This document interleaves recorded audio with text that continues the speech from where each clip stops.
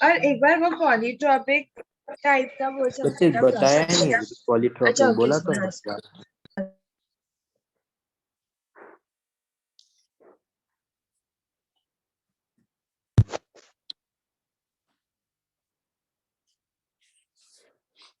Okay चलो,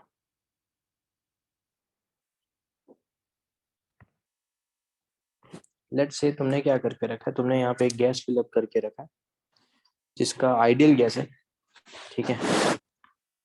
यहाँ पर तुमने क्या करके रखा है, एक तुमने गैस फिलअप करके रखा है पी गैस, इसका प्रेशर P1 है, इसका वॉल्यूम V1 है, ठीक है। Temperature T, number of moles N है और टेम्परेचर T कांस्टेंट है। तुमने क्या करके रखा है, यहाँ पर ऊपर की तरफ एक सैंड रख के रखा है, एक कैपिटल M मास का क्या रख के रखा है तुमने, सैंड। अब तुम क्या कर रहे हो, तुमने अभी इनिशियली क्या है, इक्विलिब्रियम पे है, T इज इक्वल टू 0 पे क्या है, वो इक्विलिब्रियम पे है। तो यहाँ से इक्वेशन क्या लिख सकते हैं,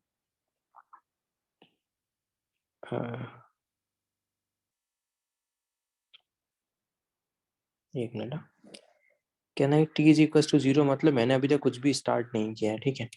तो can I simply say that के P एक्सटर्नल जितना भी लग रहा है is equal to P gas, yes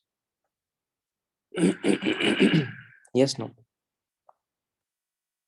और P एक्सटर्नल कितना लग रहा है, एटीएम का प्रेशर लग रहा है। मेरा वॉइस नहीं आ रहा है क्या,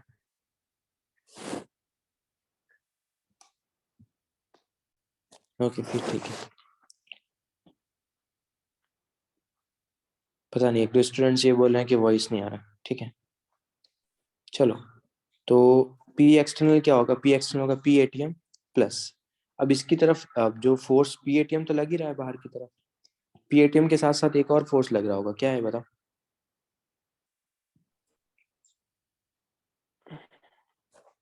सैंड का, यस सैंड का, सैंड का नीचे की तरफ क्या लगेगा तुम्हारे पास, mg वाला फोर्स लगेगा, एंड इसका क्रॉस सेक्शन एरिया तुमको कैपिटल A गिवन है।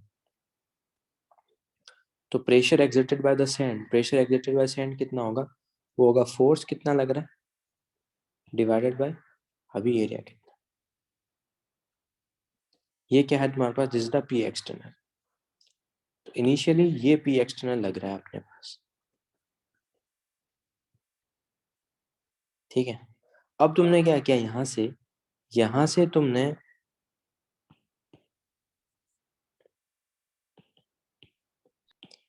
तुमने एक सैंड का पार्टिकल रिमूव किया है,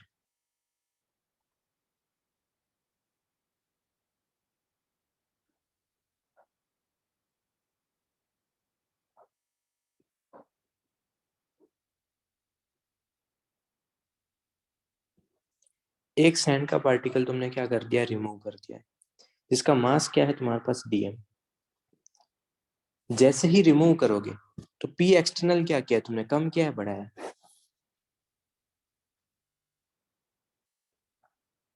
P एक्सटर्नल तुमने क्या किया है, बढ़ाया या कम किया, कम किया। लेट्स से इनिशियली जो P एक्सटर्नल था ना, लेट्स अज्यूम कि इनिशियली P एक्सटर्नल कितना था 10 और P ऑफ गैस भी कितना था 10। अब तुमने डीएम मास हटा दिया है बाहर से, जैसे ही डीएम हटाओगे ये कितना हो जाएगा, लेट्स से ये हो जाएगा 9.99 और ये हो जाएगा, ये अभी भी 10 ही है इनसाइड वाला, यस इनसाइड वाला फोर्स ज्यादा है, जैसे ही तुमने हटाया उस टाइम की बात कर रहा हूं मैं, जैसे ही तुम रिमूव करोगे इनसाइड फोर्स कितना है 10, आउटसाइड कितना है 9.99, तो गैस क्या होगा, एक्सपेंड होगी या कंप्रेस होगी,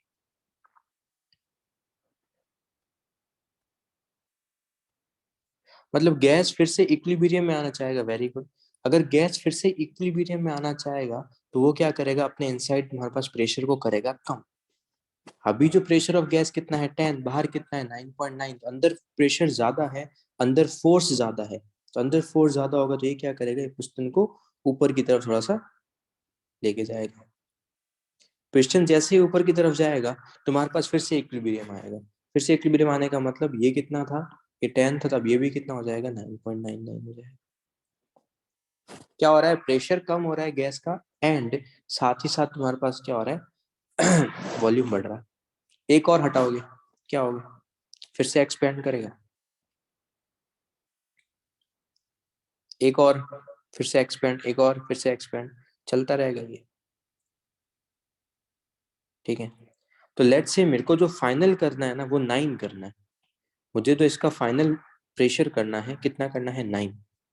मतलब ऐसा मान लो कि ये जो सैंड है ये अपना 1 एटीएम प्रेशर लगा रहा है, और जो पी एटीएम है वो 9 एटीएम लग रहा है। मैं ऐसे ही हाइपोथेटिकल वैल्यू दे रहा हूँ, ठीक है।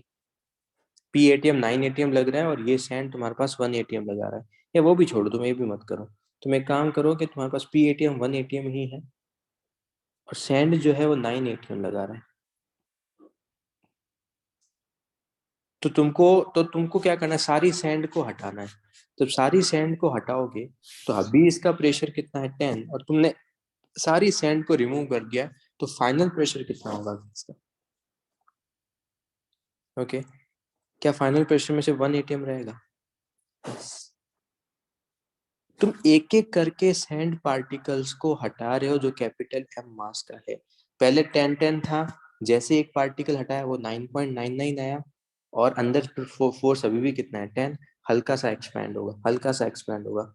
ये कंटिन्यूअसली तुम करते जाओगे, तो इस प्रोसेस को करने में टाइम कितना लगेगा, कोई फिक्स टाइम है, इनफाइनाइट टाइम, इनफाइनाइट टाइम लगेगा।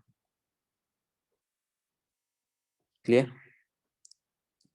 तो यही चीज अपन यहाँ पे कर रहे हैं, या इस प्रोसेस के अंदर कितना टाइम लगेगा, इनफाइनाइट टाइम लगेगा। और ये फोर्स क्या है तुम्हारे पास, it is the opposing force. ये उसको क्या कर रहा है, अपोज कर रहा है।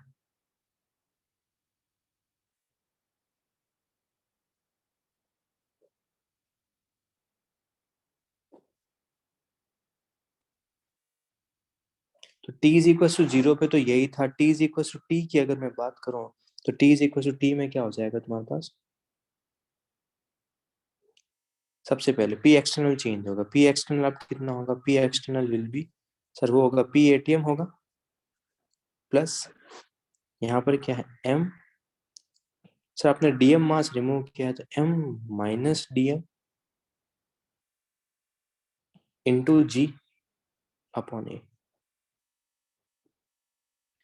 तो P एक्सटर्नल को मैं क्या लिख सकता हूँ, P external will B P ATM plus mg upon A minus TMG upon A. But बच्चे लोग, तुम एक चीज मुझे ये बताओ, तुम जो फोर्स बाहर जो कर रहे हो कम, वो तो ठीक है, बट क्या मैं इसको, मतलब जैसे ही बाहर 9.9 हुआ, अंदर अभी भी कितना है, 10, तो can I simply say that जैसे ही चेंज करूंगा इनसाइड वाला प्रेशर भी चेंज होगा, एक्सपांड होगा, यस। तो can I simply say that कि P external is approximately equal to P gas, yes or no?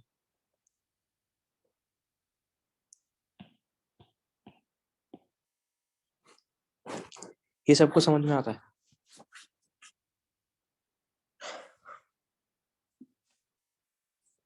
ठीक है, वेरी गुड देन।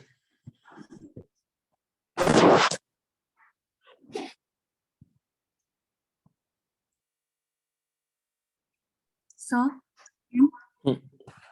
वो वाला बता सकते हो जिसमें पिस्टन ऊपर जा रहा है, फोर्स। इनसाइड प्रेशर क्या है, इनसाइड प्रेशर क्या है, 10। Yes sir. आउटसाइड प्रेशर क्या है,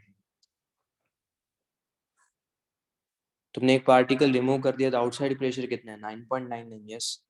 यस सर, तो वो कम इनसाइड होगा। प्रेशर ज्यादा है, इनसाइड प्रेशर ज्यादा मतलब इनसाइड फोर्स ज्यादा है, तो पिस्टन यस, कहाँ मूव करेगा, अपवर्ड या डाउनवर्ड, अपवर्ड।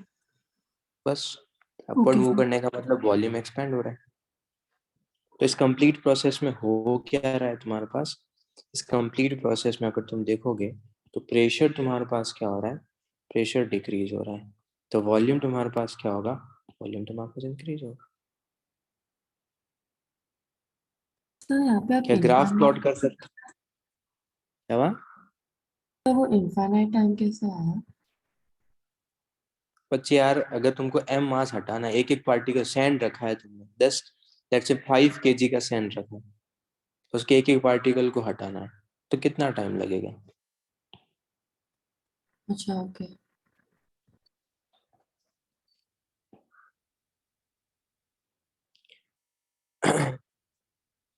और अगर मेरे को P versus V graph plot करना है, P versus V graph plot करना है, तुम एक चीज बताओ, क्या मुझे हर एक स्टेप पे, अगर जब मैं अभी कितना प्रेशर लग रहा है, लेट्स से अभी मैंने इनिशियली कितना प्रेशर लगाया है 10 atm, इनिशियली कितना है 10 atm, और मुझे फाइनली कहाँ जाना है 1 atm की तरफ,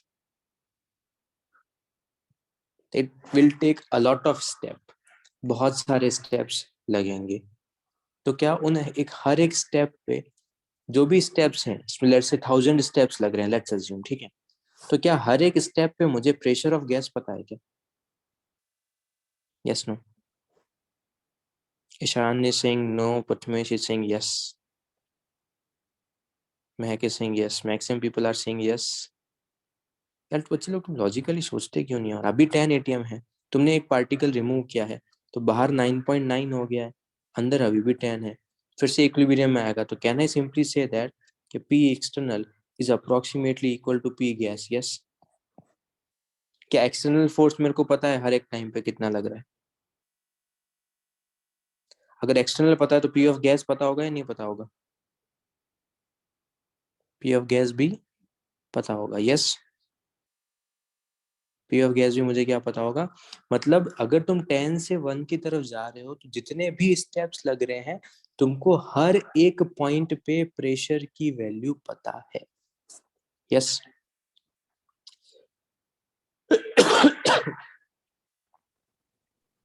ठीक है, ओके। तो इसका मतलब लेट्स से इनिशियली प्रेशर कितना है, लेट्स अज्यूम कि इनिशियली प्रेशर है 10 atm।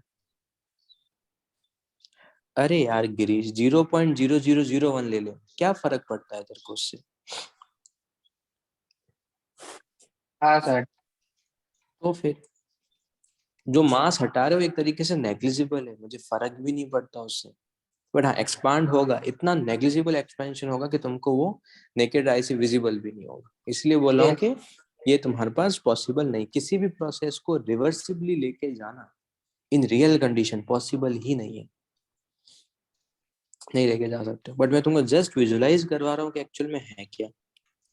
हाँ सर।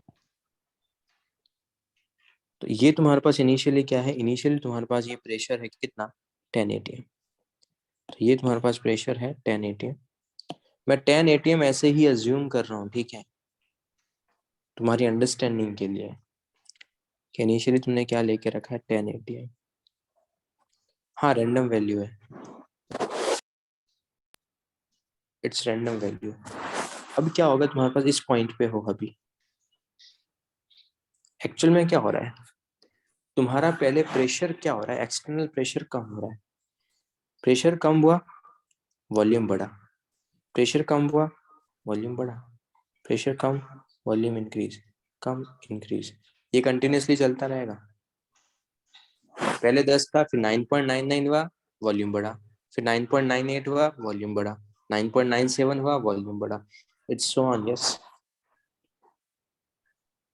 तो अगर तुम इन डॉट्स को ड्रॉ करते जाओगे, तो क्या तुमको एक चीज समझ में आता है कि अगर आइडियल गैस है, तो आइडियल गैस के लिए P वर्सेस V का ग्राफ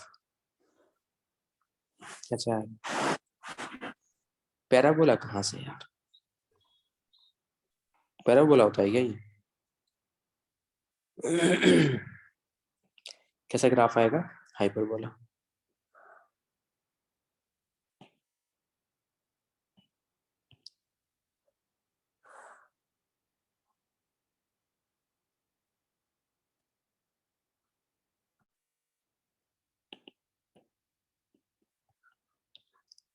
अरे यार प्रेशर जीरो कहाँ से हो जाएगा यार, फाइनल प्रेशर 1 atm होगा ना, कि सर कट करेगा नहीं क्या? बिल्कुल दिमाग नहीं लगाते हो। कट कैसे कर देगा? क्या प्रेशर एक्सटर्नल जीरो है क्या? प्रेशर कितना है 1 atm, तो कहाँ तक जाएगा? यहाँ तक जाएगा। क्या तुम पीवी ग्राफ प्लॉट कर सकते हो? हाँ कर सकते हो। क्या तुम पीवी ग्राफ प्लॉट कर सकते हो उसका? यस तुम पीवी ग्राफ प्लॉट कर सकते हो। तुमको हर एक पॉइंट पे प्रेशर और वॉल्यूम पता है। यस,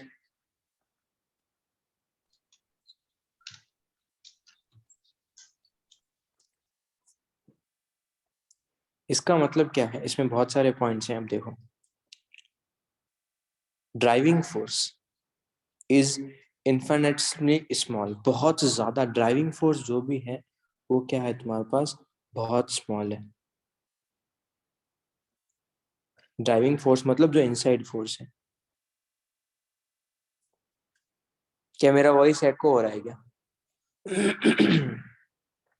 यार जिसको भी प्रॉब्लम है वो देखो यार, सबके साथ ऐसा प्रॉब्लम नहीं। चल, ड्राइविंग फोर्स, एक क्या है ड्राइविंग फोर्स, मतलब जो इनसाइड फोर्स लग रहा है ना, that is the driving force, वो उसको ड्राइव कर रहा है एक्सपांड होने के लिए। और अपोजिंग फोर्स जो है वो आउटसाइड वाला है। और अपोजिंग फोर्स क्या है, जो आउटसाइड है।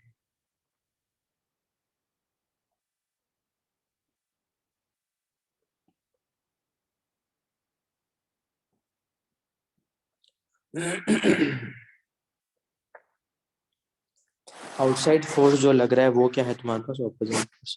तो ड्राइविंग फोर्स और अपोजिंग फोर्स ऑलमोस्ट क्या है तुम्हारे पास। तो क्या मैं ऐसा बोल सकता हूँ कि in this process P driving या एफ ड्राइविंग या फिर प्रेशर ड्राइविंग, फोर्स बोल दो या प्रेशर बोल दो, is equal to pressure opposing. जो इनसाइड प्रेशर है वो ऑलमोस्ट क्या है, आउटसाइड के इक्वल है। Yes, sorry. जो भी वर्क डन हो रहा है क्यों हो रहा है, pressure, PV work is done across pressure difference. Pressure difference के कारण क्या हो रहा है, उसका एक्सपांशन हो रहा है। प्रेशर डिफरेंस के कारण क्या हो रहा है, उसका एक्सपांशन हो रहा है। तो एक काम ये भी कर सकते हो, इसको यहाँ नहीं लिख के तो उसको यहाँ लिख लो कि पी ड्राइविंग कितना है, P driving is equal to P opposing plus DP. अगर जब ये 10 था तो ये कितना था, ये 9.99 था, प्लस ये कितना था 0.0।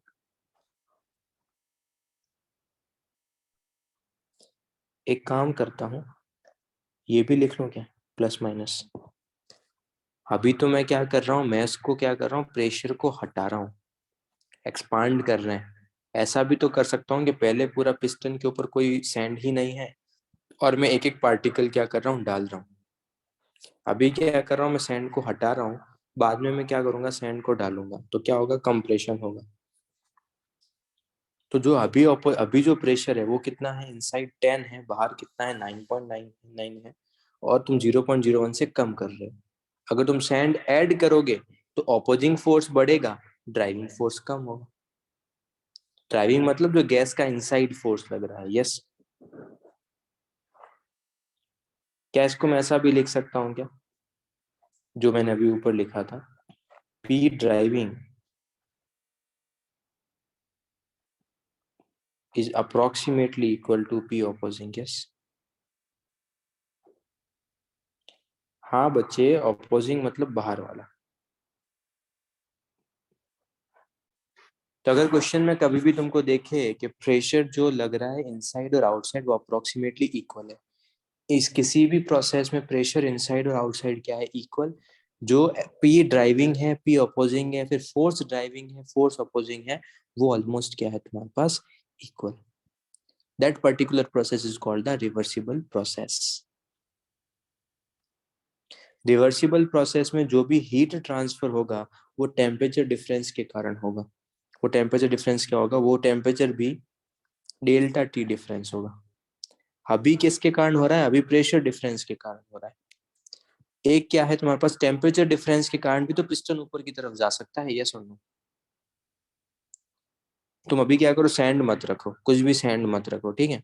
उसका टेम्परेचर टी है, उसको धीरे धीरे क्या करो, उसको धीरे धीरे हीट करो, बहुत स्लोली हीट करो।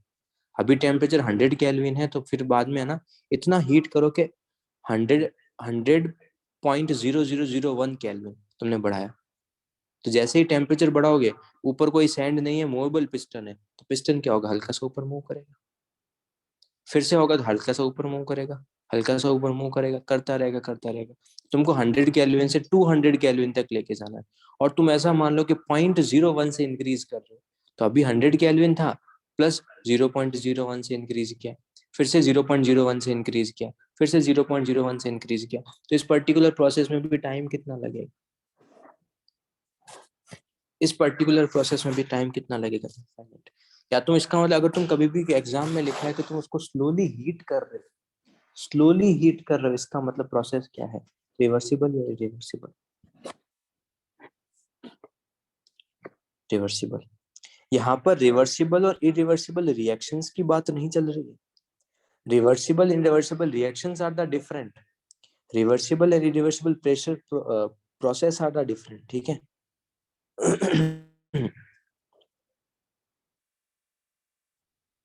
तो अगर heat transfer takes place across the temperature difference delta T.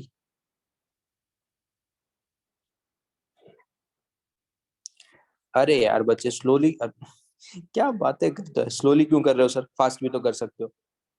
अरे यार बता रहा हूँ डिफरेंस रिवर्सिबल इरिवर्सिबल में, रिवर्सिबल का मतलब कोई भी प्रोसेस को तुम स्लोली लेके जा रहे हो, उसको बोलते हैं रिवर्सिबल प्रोसेस, और एक होगा फास्ट, फास्ट वाले को बोल देंगे रिवर्सिबल प्रोसेस। स्लोली क्यों लेके जा रहे हो सीरियसली।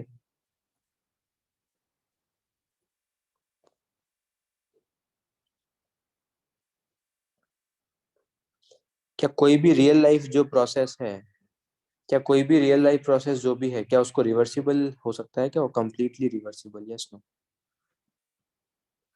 वो कंप्लीटली रिवर्सिबल नहीं हो सकता है।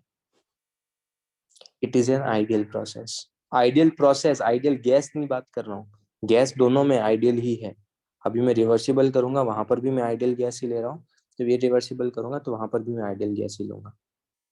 It will take infinite time to completion, these are the hint of the reversible process. अगर कहीं पर भी तुमको ये स्टेटमेंट्स दिखे एग्जाम में, इट इज नॉट नेसेसरी कि तुमको हमेशा ये गिवन देख के रहे कि प्रोसेस रिवर्सिबल है इरिवर्सिबल है, यू हैव टू आइडेंटिफाई इन सब, इनमें से कोई भी मैं स्टेटमेंट दे सकता हूँ कि that particular process take infinite time to completion, इसका मतलब इरिवर्सिबल प्रोसेस है।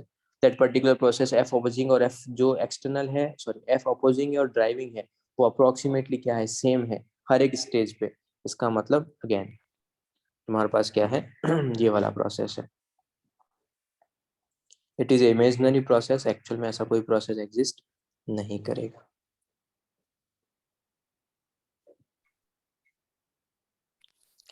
क्या मैं ऐसा बोल सकता हूँ जब तुम 10 एटीएम से लेके 1 एटीएम तक जा रहे हो, तो बीच में जितने भी स्टेप्स हैं, बीच में जितने भी स्टेप्स हैं, उन सब में वो थर्मोडायनेमिकली इक्विलिब्रियम पे है, यस और no.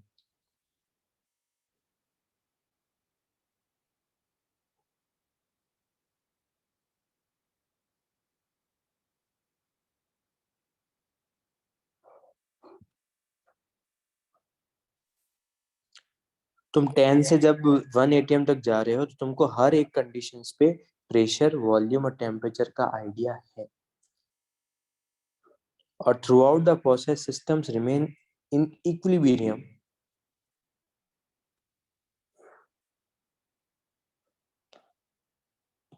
In state of equilibrium, and exact path में ड्रॉ कर सकता हूं, यस, जो मैंने अभी यहाँ पर नीचे किया इस ग्राफ में।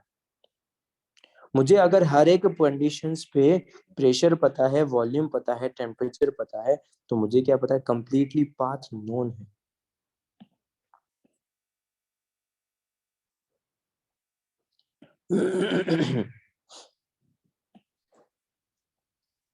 P, V and T are defined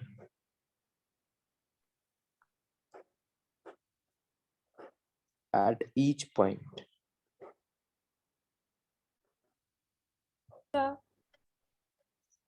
एक मिनट,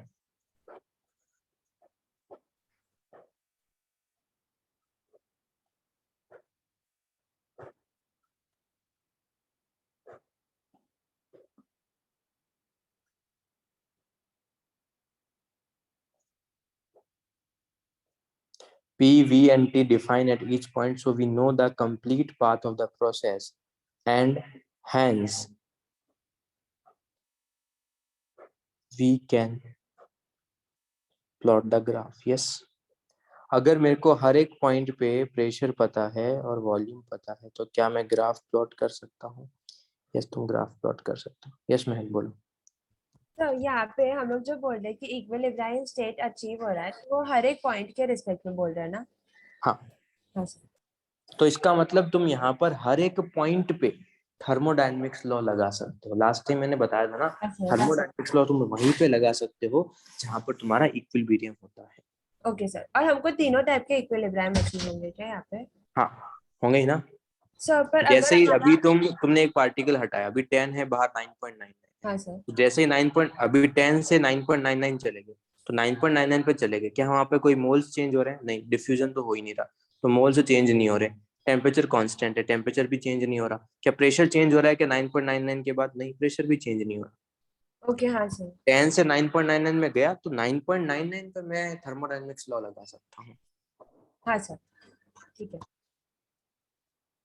सर ये प्रोसेस एक्चुअली नहीं कर सकते इसलिए इसको आइडियल कहा है। यस। ओके। सर हम्म सर एक बार रिवर्सिबल के लिए हम या तो प्रेशर को चेंज कर सकते हैं या तो टेम्परेचर को, राइट? दोनों को साथ में नहीं है। कर सकते हो। ओके सर वो टेम्परेचर एक्सचेंज वाला बता सकते हो वापस पॉइंट? अभी टेम्परेचर 100 केल्विन है, तो टेम्परेचर इंक्रीज करके 100 प्लस 100.01 कर दिया, टेम्परेचर बढ़ा दिया। ठीक है, यस सर। तो क्या होगा? ऊपर मास वास कुछ भी नहीं है, हीट ट्रांसफर होगा। अरे ट्रांसफर होगा, बट टेम्परेचर बढ़ा रहा है तो गैस का क्या होगा? प्रेशर तो ओपन पिस्टन है, पिस्टन तेरा Expand। मूवेबल है, तो प्रेशर क्या है तेरा? कांस्टेंट ना। हाँ सर, एक्सपांड। तो फिर क्या होगा? ओके सर, समझा।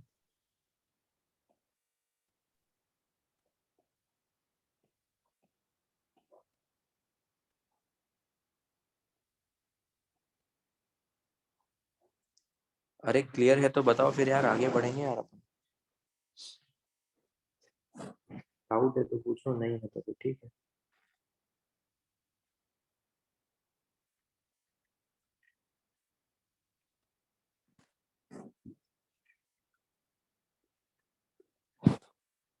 कौन इक्विलिब्रियम में हमेशा? System and surrounding. ठीक है,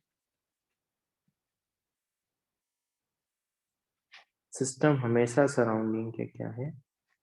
equal.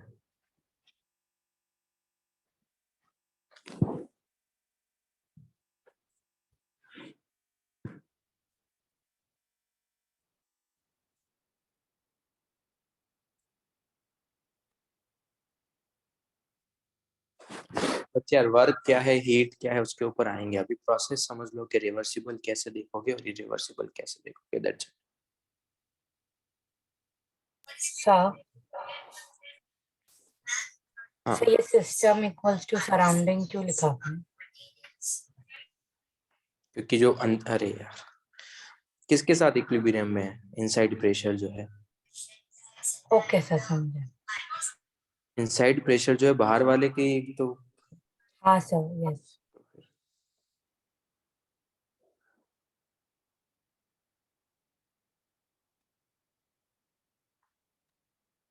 P driving is equal to P opposing जो है वो आउटसाइड और इनसाइड के लिए ही तो है। यस,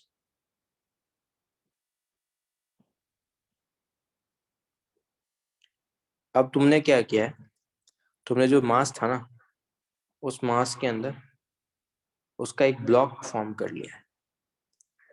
उसका तुमने क्या कर लिया? एक ब्लॉक फॉर्मेशन कर लिया है, कैपिटल एम मास का। और इस बार क्या किया है? उस ब्लॉक को रिमूव कर रहे हो।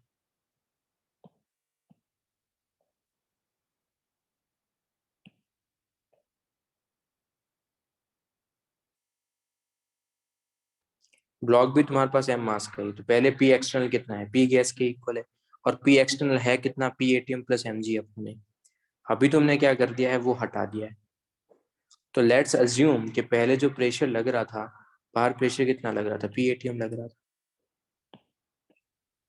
तो PATM लेट्स से 1 था और तुम्हारे पास जो ब्लॉक प्रेशर जो लगा रहा था वो 9 ATM था।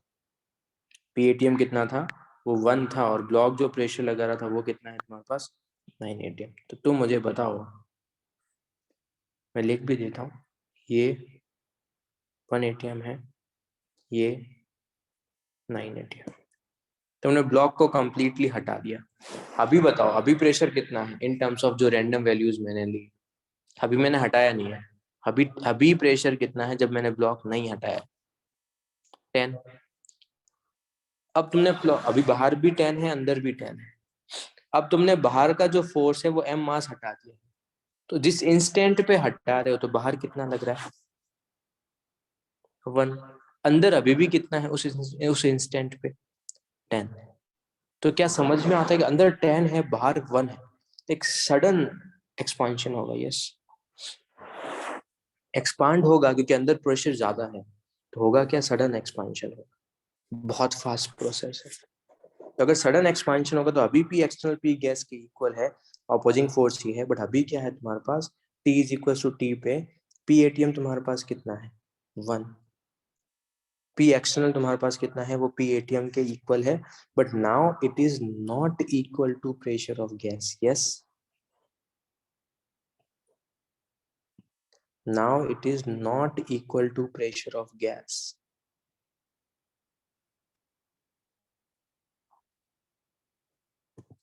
ठीक है, इंस्टेंट नहीं होगा तो प्रेशर ऑफ गैस के, अगर जिस भी प्रोसेस की मैं बात करूंगा, पी एक्सटर्नल क्या है, through out the process.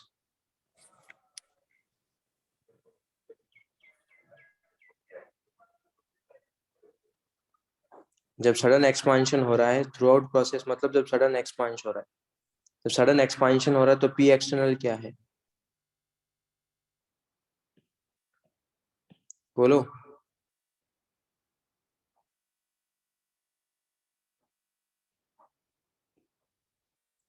1 ATM। P external क्या है तुम्हारे पास, can I simply say that P external क्या है, कांस्टेंट। Yes no. तो तुमको अगर एग्जाम में कभी भी ऐसा दिखे, अगेंस्ट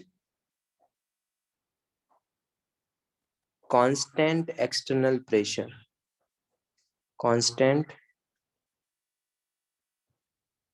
एक्सटर्नल प्रेशर, इसका मतलब वो प्रोसेस कौन सा है,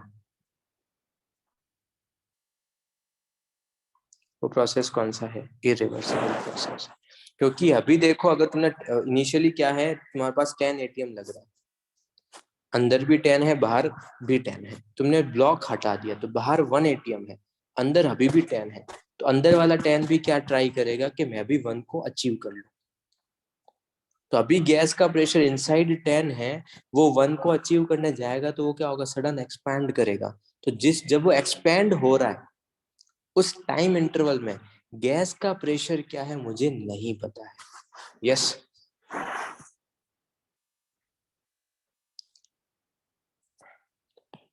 इसका मतलब P, V and T are not defined during the process. Yes, sir एक बार खत्म होने दे।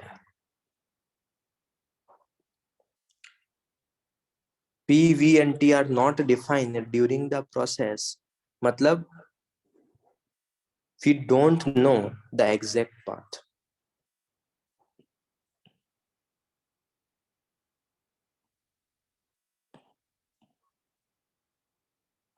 So we can't plot the graph.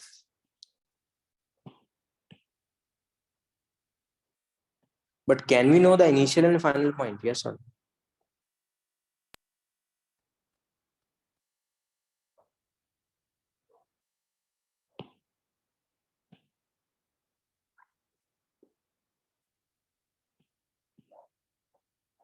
But we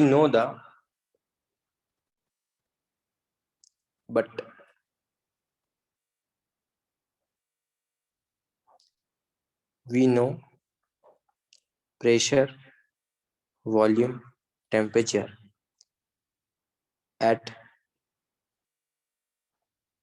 initial and final point.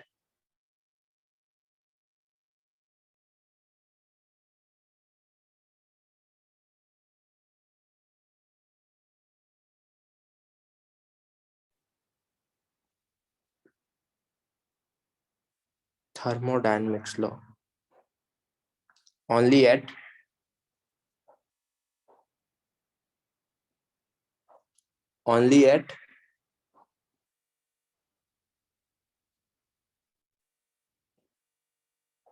initial and final point. मैं इनिशियल कितना है फाइनल कितना है उस पे ही तुम्हारे पास थर्मोडायनेमिक्स लॉ लगा सकता हूँ, बाकी कहीं पे नहीं लगा। अब बोलो क्या डाउट है? सर वो जो फर्स्ट वाला हमने केस देखा था वहाँ पे स्लो प्रोसेस हो रहा है, इसलिए हमें वो डेफिनेटली पता है ना कि हाँ प्रेशर, टेम्परेचर और वॉल्यूम, और यहाँ पे फास्ट हो रहा है इसलिए नहीं पता। बस उतना ही। Thank you sir yes reversible हो या रिवर्सिबल हो, फाइनल स्टेट तो वही होगा और इनिशियल स्टेट वही होगा, बस यस हमें यस रिवर्सिबल में पाथ पता होगा, इतना ही। यस अपन अभी दोनों को रिवर्सिबली इरिवर्सिबली भी मैं सेम तरीके से ही लेके जा, मतलब इनिशियल और फाइनल पॉइंट अभी भी सेम ही है, क्योंकि उसी सैंड का मैंने ब्लॉक बनाया, उसका मास भी कैपिटल एम ही है। बट क्या इस सर बार और मेरे को पाथ पता है क्या? पाथ नहीं पता तो मुझे ग्राफ नहीं पता है, तो इनिशियल और फाइनल पॉइंट पता है। यस बोलो। सर और आपने आप ऊपर स्क्रॉल कर सकते हैं, आपने एक स्टेटमेंट लिखा है against constant pressure external pressure. अरे यार तुम लोग सुनते तो हो, अगर तुमने ब्लॉक को हटा दिया तो बाहर कितना प्रेशर लग रहा है अभी? बाहर कितना प्रेशर लग रहा है अभी? अरे प्रथमेश बोलो, माइक ऑन करो।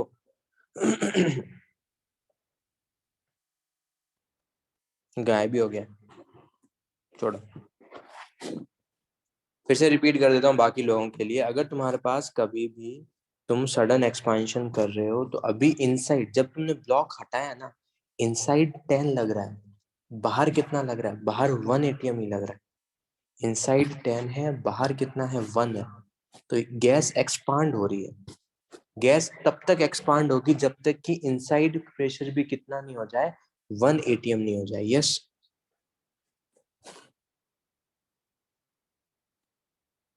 तो इसका मतलब अभी अभी उसका 10 है, उसको कितना करना है? 1 करना है। तो through out the process gas का प्रेशर चेंज हो रहा है। यस हाँ सर, सॉरी मैं डिस्कनेक्ट हो गया था, पर फिर से समझा सर रिपीट आपने करूँ क्या आपको? बोला। हाँ नहीं नहीं सर, मैं फिर से समझा। रिपीट कर देता हूँ, सुन लो। अगर सपोज तुमने वो ब्लॉक हटाया तो बाहर कितना लग रहा है? 1 एटीएम लग रहा है। अंदर कितना लग रहा है? 10 एटीएम लग रहा है। अंदर वाला क्या होगा? बाहर वाले के इक्वल होगा, तो वो क्या होगा? एक्सपैंड होगा। कब तक एक्सपैंड होगा? जब उसका प्रेशर भी कितना नहीं हो जाए? 1 एटीएम। तो अंदर जो चेंजेस हो रहे हैं वो कहाँ से कहाँ हो रहे हैं? वो हो रहे हैं 10 एटीएम से लेके 1 एटीएम तक। तो प्रेशर ऑफ गैस तुम्हारे पास चेंज हो रहा है, बट जो एक्सटर्नल प्रेशर है वो जैसे ही ब्लॉक हटाया था वो 1 एटीएम ही था, और फाइनली भी वो कितना है? 1 एटीएम ही है। तो प्रेशर जो एक्सटर्नल है वो तुम्हारे पास चेंज नहीं हो रहा। Through out the process it is known, it is the 1 ATM. Okay. Okay sir, thank you sir. क्या जब तुम 10 एटीएम से 1 एटीएम में जा रहे हो, क्या तुम यहाँ पर जब इरिवर्सिबल में 10 से 1 में जा रहे हो तो डू यू रियली नो कि किस तरीके से चेंजेस हो रहे हैं? क्या उसको मेजर कर सकते हैं क्या? दे आर नॉट मेजरेबल, क्योंकि सडन प्रोसेस है, अपने को पता ही नहीं चलेगा। डिफरेंस समझ में आ रहा है रिवर्सिबल इरिवर्सिबल में? क्या क्या इस बार ड्राइविंग और अपोजिंग फोर्स इक्वल है क्या? क्या ड्राइविंग और अपोजिंग फोर्स इक्वल है ना? तो driving force is large and finite, वो काफी लार्ज है जब तुम एक्सपैंड कर रहे हो, एंड वो फाइनाइट है।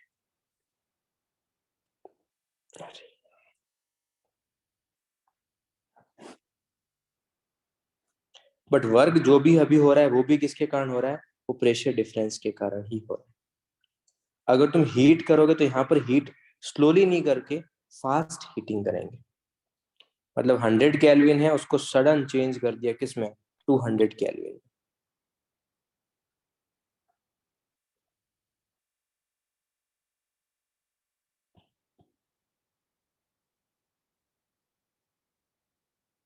अभी तुमने सैंड, ये थर्ड जो पॉइंट है वो सैंड के लिए नहीं, ठीक है। अभी तुमने सैंड नहीं रख के रखा है, बट लेट्स से अभी टेम्परेचर 100 केल्विन है, पिस्टन लगा के रखा है, मूवेबल पिस्टन है, और तुमने उसका सडन टेम्परेचर 200 केल्विन कर दिया, तो प्रेशर तो फिक्स है जो 1 atm बाहर से लग रहा है, तो सडन अगर वॉल्यूम को डबल, सॉरी टेम्परेचर को डबल करोगे तो वॉल्यूम भी क्या होगा, डबल होगा। Yes, it is ideal process, yes sorry it is a real process, it is a real process. Real में अपन ऐसे ही करते हैं। It take finite times, yes it take the finite time for the completion of process, yes it is a not natural process, yes. क्या system और surrounding तुम्हारे पास, the system is far remove from the state of equilibrium, exact path of process is indetermined. Exact path नहीं पता है, system, क्या system surrounding equilibrium में है,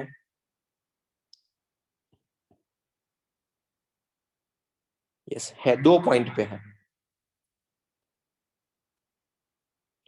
at equilibrium, कब, इनिशियल एंड फाइनल। तो थर्मोडायनेमिक्स के लॉ लगा सकते हो, वो कहाँ लगा सकते हो, इनिशियल लगा सकते हो और फाइनल लगा सकते हो।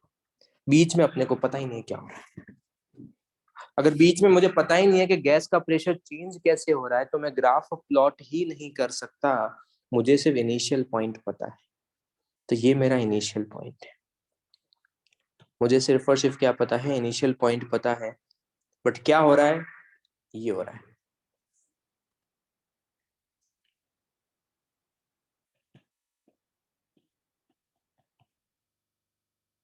प्रेशर डिक्रीमेंट हुआ, फिर गैस एक्सपांड हुआ, यस।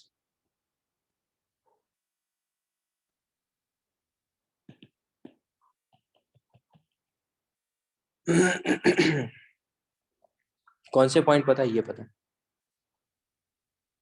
यहाँ पे लेट्स से प्रेशर कितना है, मैंने प्रेशर 10 atm ले लिया है, तुम्हारे अंडरस्टैंडिंग के लिए रैंडम वैल्यू लिया है बस, और कुछ भी नहीं। ये 10 atm, वॉल्यूम कितना है, लेट्स से V1 है। अभी कितना है, ये 1 atm है, और वॉल्यूम कितना है, V2 है। अगर मैं एग्जाम में, अभी मैं तुमको ग्राफ दे दूं एग्जाम में मैंने तुमको ग्राफ दे दिया, तो क्या मुझे एक्सप्लेन करने की नीड है क्या, प्रोसेस रिवर्सिबल है इरिवर्सिबल है, नहीं। ये मेरा अंडरस्टैंडिंग है कि प्रोसेस क्या है, रिवर्सिबल है। ये इसलिए बताया गया है क्योंकि लोगों को, अगर तुमको थर्मोडायनेमिक्स में ये नहीं पता है क्वेश्चन की लैंग्वेज से कि प्रोसेस रिवर्सिबल है इरिवर्सिबल है, तुम आगे प्रोसीड ही नहीं कर सकते, आगे प्रोसीड ही नहीं कर पाओगे अगर तुमको मैं एग्जाम में ये नहीं बताऊं कि तुम्हारे पास प्रेशर क्या है। It is necessary. सर यहाँ पे ये लोग बोल रहे हैं driving force is large and finite, finite in the sense हम लोग उसकी वैल्यू मेजर कर पाएंगे क्या, किसकी, वो ड्राइविंग फोर्स की। ड्राइविंग फोर्स दोनों केसेस में पता है ना यार बच्चे, अभी भी 10 atm ही तो है इनसाइड, ओके हाँ बट बाहर 1 है, तो वो ड्राइविंग फोर्स और अपोजिंग फोर्स इक्वल नहीं है इस बार, हाँ सर ठीक। और ड्राइविंग फोर्स काफी लार्ज है।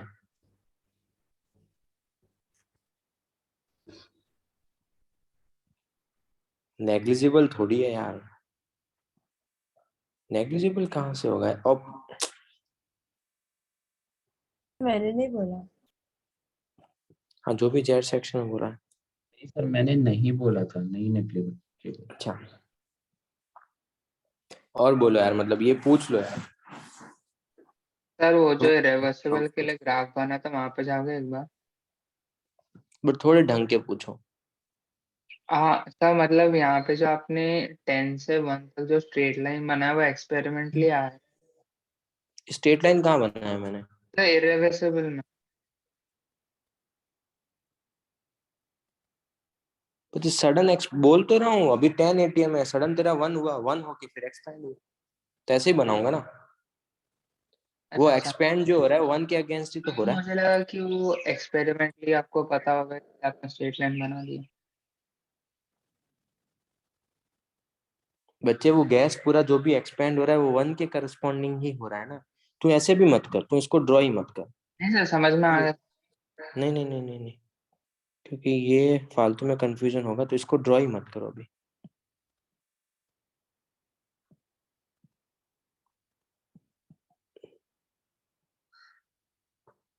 बट ये तो ठीक है, 2 पॉइंट बना देता हूँ इसमें, तो क्लियर हाँ है। सर। ठीक है, बीच में क्या हो रहा है उसको अभी मैं ड्रॉ नहीं कर रहा हूँ उसका, क्योंकि अपने को गैस का प्रेशर नहीं पता है इसलिए। बट उसको इनडायरेक्ट वेज में फाइंड आउट करके बता दूंगा, इसलिए अभी तुम पॉइंट ड्रॉ कर दो बस। डन।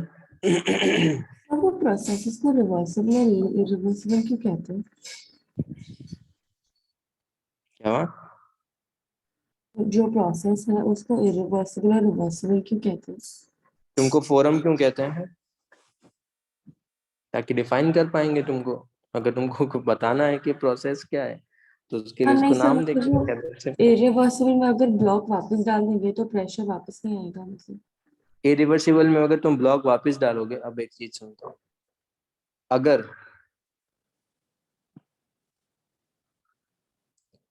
तुमने अभी उसको एक्सपेंड किया है, जब उसको वापस क्या करोगे, जब तुम वापस उसको क्या कर रहे हैं, अपन अभी एक्सपेंड कर रहे हैं, कंप्रेस करोगे, तो कंप्रेस करोगे तो क्या होगा? कंप्रेस करोगे तो प्रेशर बढ़ाओगे, वॉल्यूम कम, प्रेशर बढ़ाओगे, वॉल्यूम कम, प्रेशर बढ़ाओगे, वॉल्यूम कम, यही चलेगा पक्का? It will follow the same path. अगर 1 से तुम अब क्या कर रहे हो, 1 एटीएम है, तुम एक एक पार्टिकल्स डाल रहे हो, जैसे पार्टिकल्स डाला फोर्स बढ़ा, कंप्रेस हुआ, फोर्स बढ़ा, कंप्रेस हुआ, फोर्स बढ़ा, कंप्रेस हुआ, सेम पाथ फॉलो करेगा। यहाँ पे करो, क्या यहाँ पे सेम पाथ फॉलो करेगा क्या? अगर तुम लॉजिकली देखोगे तो तुम क्या कर रहे हो, तुम प्रेशर बढ़ा रहे हो, फिर वॉल्यूम कम कर रहे हो। लॉजिकली मतलब देखूंगा तो यही कर रहा हूँ ना मैं। सडन प्रेशर बढ़ा है, फिर वॉल्यूम कम हो रहा है, पहले प्रेशर बढ़ा फिर वॉल्यूम कम हुआ, पहले सडन प्रेशर बढ़ेगा और फिर वॉल्यूम कम होगा, क्या सेम पाथ फॉलो करेगा ना? रिवर्सिबल में सेम पाथ फॉलो करेगा, यस। रिवर्सिबल में अगर इनिशियल और फाइनल पॉइंट तुम्हारे पास सेम है और प्रोसेस तुम्हारे पास सेम है, तो तुम्हारे पास सेम पाथ फॉलो करेगा। इरिवर्सिबल में ऐसा नहीं होता। Okay forum, yes sir, thank you. चलो और बोलो।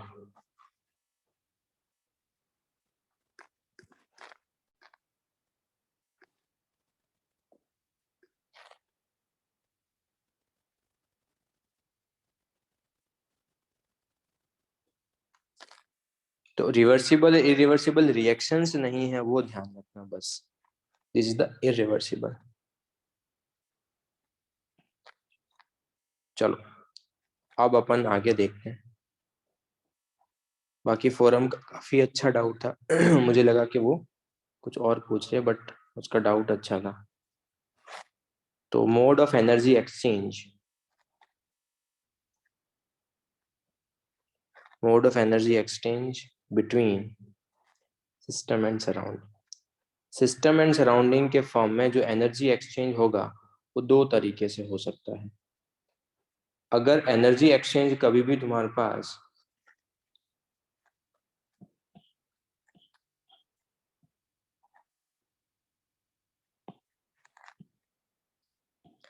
टेम्परेचर डिफरेंस के कारण हो रहा है,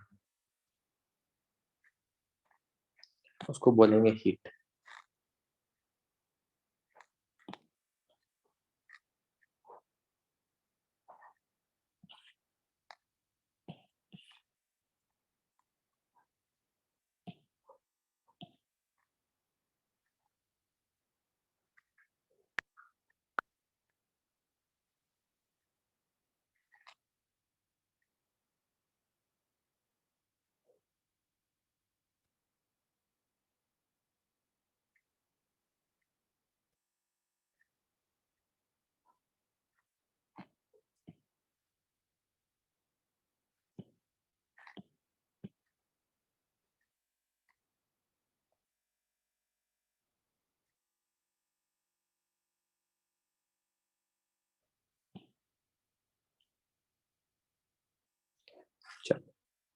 heat and work both are the mode of form energy between system and surrounding.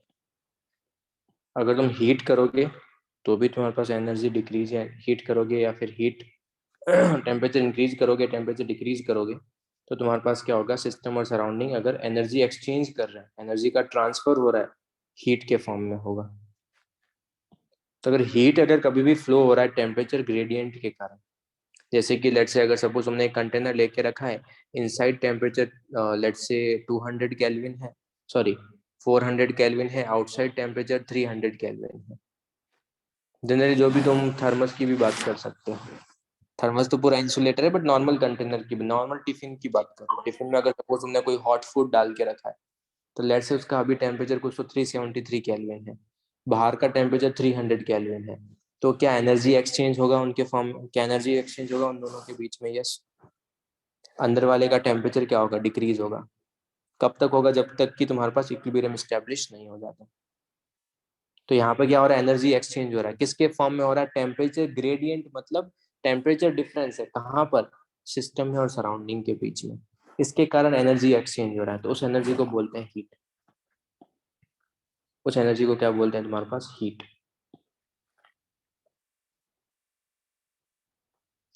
So work का क्या है, वर्क में देखो, वर्क में क्या, अगर work is done due to the imbalance and a generalised force, force क्या होंगे, इनबैलेंस होंगे, इनर और आउटसाइड के अगर फोर्स तुम्हारे पास इनबैलेंस है,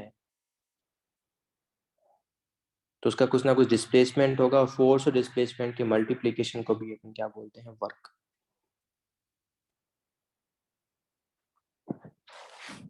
अभी ऊपर मैं तुमको बता चुका हूँ कि फोर्स अगर कभी भी इम्बैलेंस होगा, तो वहां पर अगर कभी भी हीट ट्रांसफर हो रहा है, या फिर टेम्परेचर को छोड़ के जितना भी है ना, उन सबको वर्क बोल सकते हो।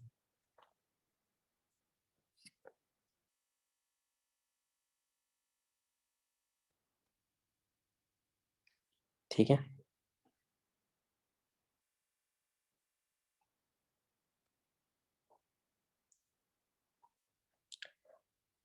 अगर कभी भी तुम्हारे पास एनर्जी ट्रांसफर हो रहा है, बट टेम्परेचर के ग्रेडियंट के कारण नहीं हो रहा है, टेम्परेचर के ग्रेडियंट के कारण नहीं होगा, तो उसको अपन क्या बोल देंगे, वर्क।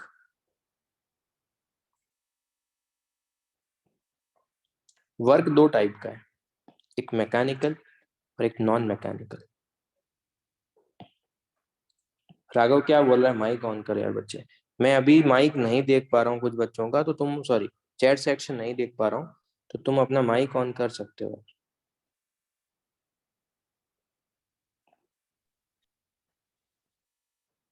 बाद में पूछ लेगा, ठीक है, बाद में पूछ लेगा।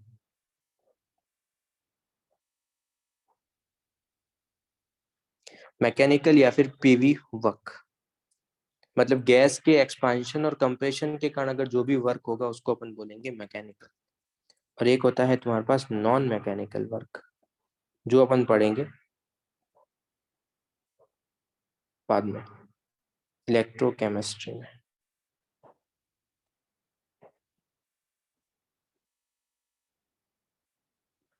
और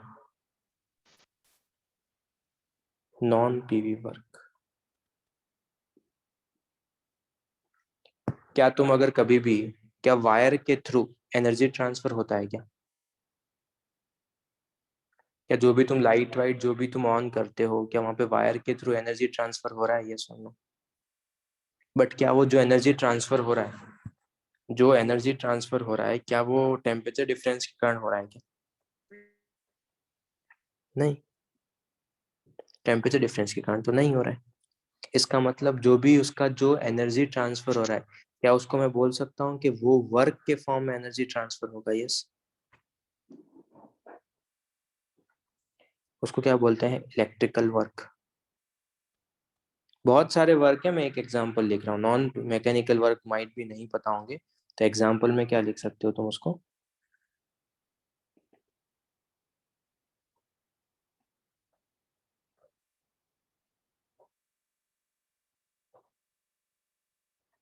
इलेक्ट्रिकल वर्क।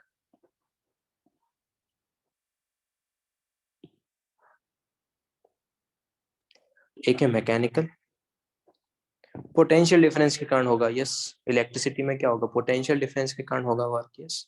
ठीक है, तो जहां पर भी टेम्परेचर के कारण अगर एनर्जी ट्रांसफर नहीं हो रहा है उसको मैं वर्क बोलूंगा, जहां पर भी टेम्परेचर डिफरेंस के कारण हो रहा है उसको अपन क्या बोल देंगे, हीट। अब जब तुम वर्क कर रहे हो, बट अपने अभी अपन ये डील करने वाले हैं, इस चैप्टर में अपन क्या देखेंगे, अपन सिर्फ देखेंगे PV work. Non PV work अपन यहाँ नहीं देखेंगे, वो इलेक्ट्रोकेमिस्ट्री में देखेंगे। तो इलेक्ट्रोकेमिस्ट्री पढ़ेंगे तब वहां पर अपन इसके बारे में मेंशन करेंगे, अभी नहीं देख रहे। बट वर्क और जो भी हीट है उसको भी तुम दो तरीके से लेके जा सकते हो। वो भी किस पे डिपेंड करेगा, कि वर्क भी तुम्हारे पास किस पे डिपेंड करेगा, कि सिस्टम को तुम कैसे लेके जा रहे हो। वो रिवर्सिबली भी हो सकता है, इरिवर्सिबली भी हो सकता है, और हीट ट्रांसफर जो भी हो रहा है वो भी रिवर्सिबली एंड इरिवर्सिबली हो सकता है। हीट ट्रांसफर अगर तुम्हारे पास रिवर्सिबली होगा, अगेन ये भी दो फॉर्म में हो सकता है। तो अगर रिवर्सिबली होगा तो वो मैं अभी तुमको ऊपर एक्सप्लेन कर चुका हूँ कैसे होगा, जब dt डेल्टा टी टेम्परेचर में जो इंक्रीमेंट और डिक्रीमेंट कर रहा हूँ वो बहुत स्मॉल है, और यहाँ पर अगर होगा तो यहाँ पर मैं उसको क्या लिखूंगा, डेल्टा टी, मतलब सिग्निफिकेंट अमाउंट में क्या होगा तुम्हारे पास, टेम्परेचर चेंज। यस सर, अगर हम लोग हीट वाले ट्रांसफर में अगर वॉल यूज करते हैं तो हमारे पास डायथर्मिक वाला रहेगा ना। क्या करेंगे, हीट ट्रांसफर में सिस्टम और सराउंडिंग के बीच में हमारे पास वॉल है तो वो डायथर्मिक रहेगा क्या? अभी डायथर्मिक है, यस। हाँ सर। अगर डायथर्मिक नहीं है, एडियाबैटिक है, तो हीट ट्रांसफर होगा ही नहीं। ओके सर, हाँ। फिर उस केस में अगर एनर्जी ट्रांसफर रहेगा वो वर्क के वजह से होगा। हाँ, ओके सर।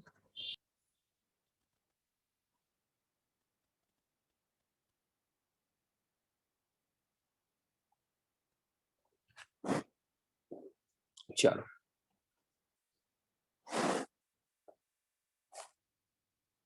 अभी मैं तुमको सिर्फ बेस स्ट्रॉन्ग कर रहा हूँ यार, बस, और कुछ भी नहीं है।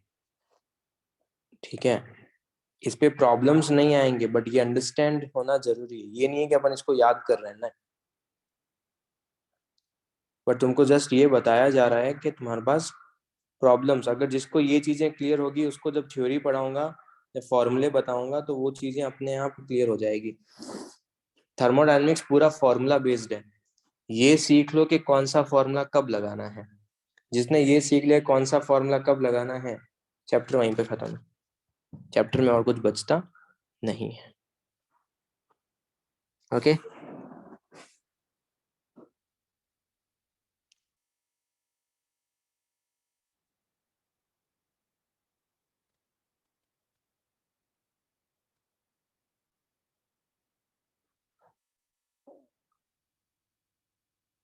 चलो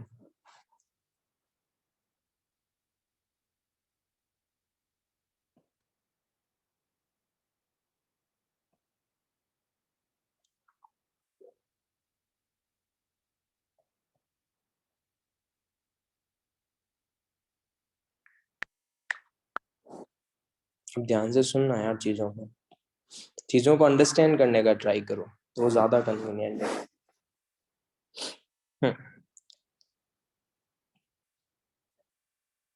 अगर मैं वर्क W टोटल लिखूं, कहाँ से कहाँ तक लिखना है W टोटल, अपने को लिखना है जब तुम 10 ATM से 1 ATM की तरफ जा रहे हो तो कौन कौन वर्क करेगा। क्या गैस वर्क करेगा,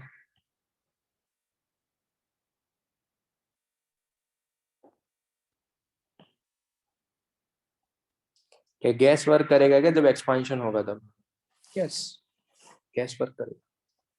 अच्छा, क्या एक्सटर्नल जो भी फोर्स लग रहा है वो भी वर्क करेगा क्या, बाहर की तरफ कुछ फोर्स लग रहा है और डिस्प्लेसमेंट हो रहा है तो क्या वो भी वर्क करेगा, यस। तो W एक्सटर्नल भी होगा।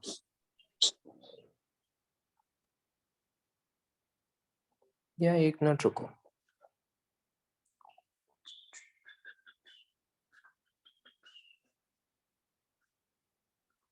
छोड़ो, इससे पहले एक और चीज सीखा था, पहले उसको समझते हैं। फिर इस पे आते हैं। क्या फिजिक्स में वर्क हो गया है ना तुम्हारा? तो W ऑफ गैस क्या होगा? Integration force of gas into displacement. कैसा लिख सकता हूं? और डिस्प्लेसमेंट और फोर्स दोनों एक ही डायरेक्शन में, तो cos थीटा डॉट प्रोडक्ट है, तो cos थीटा अपने आप क्या होगा? 0। खत्म।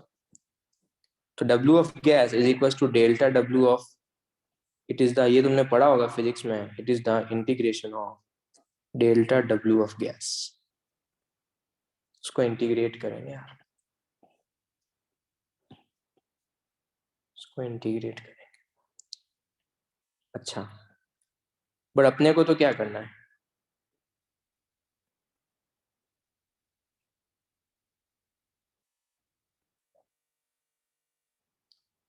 क्या ये लिख सकता हूँ मैं?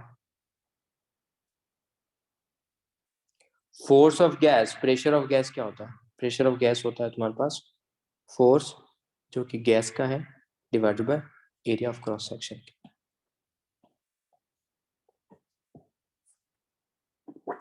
और area of cross section into displacement, अगर लेट से ये इसका एरिया ऑफ क्रॉस सेक्शन है यहाँ पर, और तुमने लेट से इतना डिस्प्लेसमेंट किया ऊपर की तरफ डेल्टा एक्स, तो एरिया ऑफ क्रॉस सेक्शन को जब dx से मल्टीप्लाई करोगे तो क्या मिलेगा? वॉल्यूम। पक्का? तो केमिस्ट्री में अपने को क्या चाहिए? अपने को प्रेशर ऑफ गैस चाहिए, सिंपल। इसीलिए मैंने उसको कम किया एंड मैंने उसको लिख लिया ये।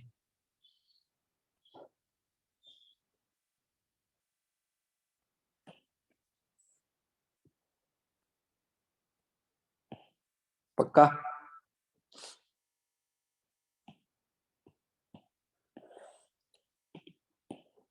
क्या अभी मैं इसको इंटीग्रेट कर सकता हूँ क्या? क्या राइट नाउ मैं उसको इंटीग्रेट कर सकता हूँ? दो डिफरेंट फंक्शन है। अरे लिमिट क्या, प्रेशर वॉल्यूम के टर्म्स में लिखना पड़ेगा ना पहले, दो वेरिएबल्स है ना। यस।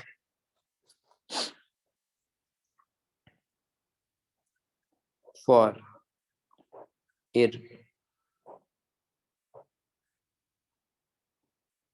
irreversible process,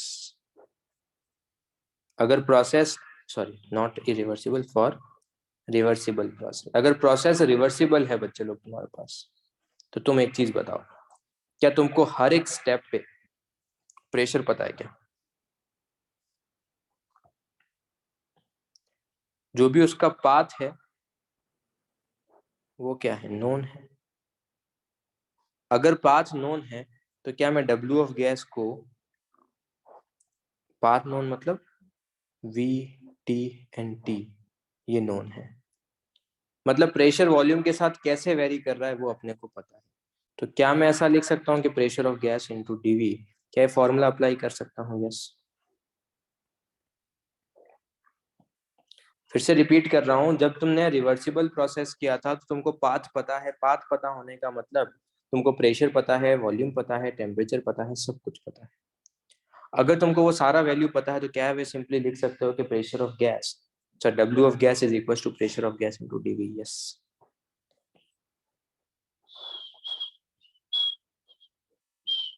क्या तुमको इरिवर्सिबल प्रोसेस में throughout the process,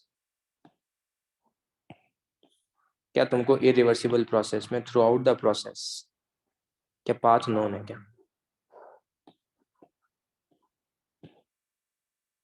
yes no? तो क्या V, T और ये सब कुछ नोन है क्या? पाथ ही नहीं पता तो गैस का प्रेशर कैसे चेंज हो रहा है मुझे पता ही नहीं, तो क्या इसको इंटीग्रेट कर सकते हो क्या? प्रेशर वॉल्यूम के साथ कैसे वेरी कर रहा है पता ही नहीं है, पता ही नहीं है तो इंटीग्रेट नहीं कर पाएंगे।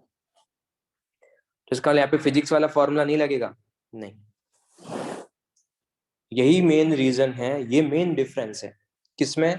फिजिक्स और केमिस्ट्री में। फिजिक्स में क्या होता है, तुम रिवर्सिबल प्रोसेस ही पढ़ते हो, फिजिक्स में इरिवर्सिबल प्रोसेस है ही नहीं। तो फिजिक्स में अगर इरिवर्सिबल प्रोसेस नहीं है तो तुम ये डायरेक्टली लिख सकते हो इससे काम चल जाएगा, हाँ चल जाएगा, बट केमिस्ट्री में इरिवर्सिबल प्रोसेस है तो इससे काम नहीं चलेगा। तुम ये जो वर्क का फॉर्मूला जो तुमने यहाँ पर जो लिखा है ये तुम यूज नहीं कर सकते।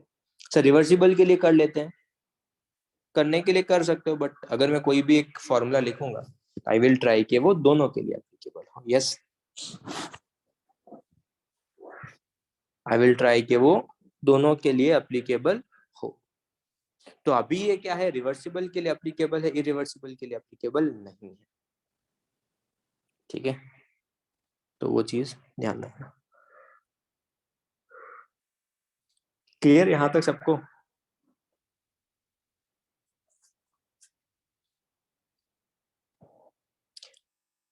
थर्मोडायनेमिक्स से बेस्ट चैप्टर पूरी केमिस्ट्री में कहीं पर भी नहीं है, क्योंकि हर एक चीज का लॉजिकल रीजनिंग है। तो जस्ट ट्राई करो कि यार वो रीजनिंग समझ में आए। इट्स नॉट अबाउट कि मतलब फिजिक्स पढ़ा है तो these are the basic terms, तुमको ये सब कुछ तो पता होगा, बट सर केमिस्ट्री में आ रहा है, मैं केमिस्ट्री में इसका यूज क्या है वो मैं तुमको बता दूंगा। ये अभी इसका कुछ यूज नहीं, अभी जो तुमको मैं टर्म्स बता रहा हूँ बस। थ्योरी आज के लेक्चर, आज या कल के लेक्चर का ही है, उसके बाद पूरा फॉर्मूला बेस्ड है, थ्योरेटिकल चैप्टर नहीं है ये। अभी मैं तुमको जस्ट बता रहा हूँ कि तुमको लॉ कैसे लगाने हैं, बस।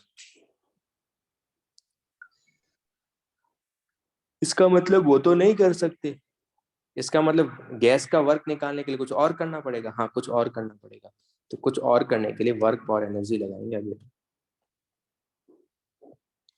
तो अगर सपोज कभी भी एक्सपांशन होगा तो गैस वर्क करेगा, एक्सटर्नल वर्क करेगा, क्या पिस्टन वर्क करेगा? एक्सटर्नल को भी मैं इस तरीके से लिख लेता, ठीक है, एक्सटर्नल को एक्सटर्नल। और कौन वर्क करेगा? क्या वर्क जो पिस्टन का जो मास है, मास ऑफ पिस्टन भी वर्क करेगा। जो पिस्टन और वॉल के बीच में फ्रिक्शन लगेगा वो भी वर्क करेगा। बट अपन हमेशा जो है मासलेस और फ्रिक्शनलेस पिस्टन लेते हैं। उसका रीजन यही है, अपन क्या करते हैं, मासलेस एंड फ्रिक्शनलेस पिस्टन लेते हैं। अगर मैं मासलेस और फ्रिक्शनलेस पिस्टन लूंगा तो क्या ये चीज समझ में आता है कि ये दोनों वर्क जीरो हो जाएंगे? यस। और कोई वर्क करेगा तो बता दो।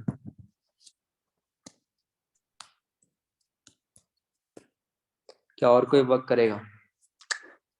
और W total is equals to, W total is equal to change in kinetic energy।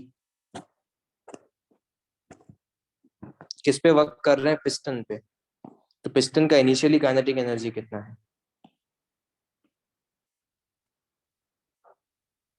वो तो रेस्ट पे है। और इसीलिए मैंने तुमको बोला है कि थर्मोडायनेमिक्स के लॉ कब लगाते हैं? जब इक्विलिब्रियम पे लगाते हैं। तो अभी भी वो रेस्ट पे है, फाइनली जब वो वापस एक्सपैंड होगा तो फिर से कहाँ आएगा? रेस्ट पे आएगा। तो can I simply say that कि के फाइनल भी जीरो है, के फाइनल भी जीरो है एंड के इनिशियल भी जीरो। यस, बोलो। तो यहां से मुझे एक और फॉर्मूला मिल जाएगा, क्या?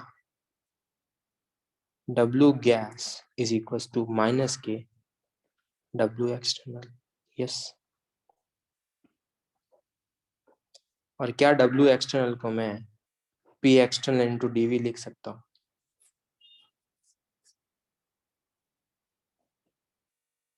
सर क्या प्रॉब्लम रिजॉल्व हो गया है? देखते हैं हुआ है नहीं हुआ। क्या प्रॉब्लम रिजॉल्व हो गया है? Let's see.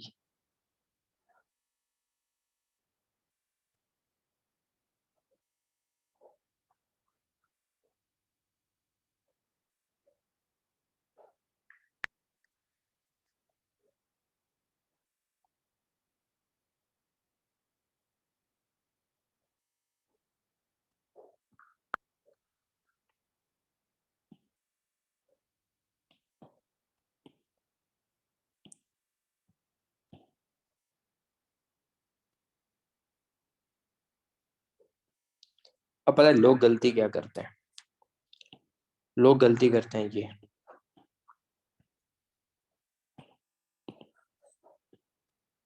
ध्यान से ना क्या बता रहा हूँ मैं, ठीक है। क्या डब्ल्यू ऑफ गैस को मैं ऐसा लिख सकता हूँ, P external into DV, yes no, ठीक है। उसके बाद क्या मैं इसको ऐसा लिख सकता हूँ, P external into V is equal to NRT, yes no. तो मुझे प्रेशर को रखना है इन टर्म्स ऑफ वॉल्यूम, तो क्या मैं एनआरटी बाई वी लिख सकता हूँ इसको? है ना।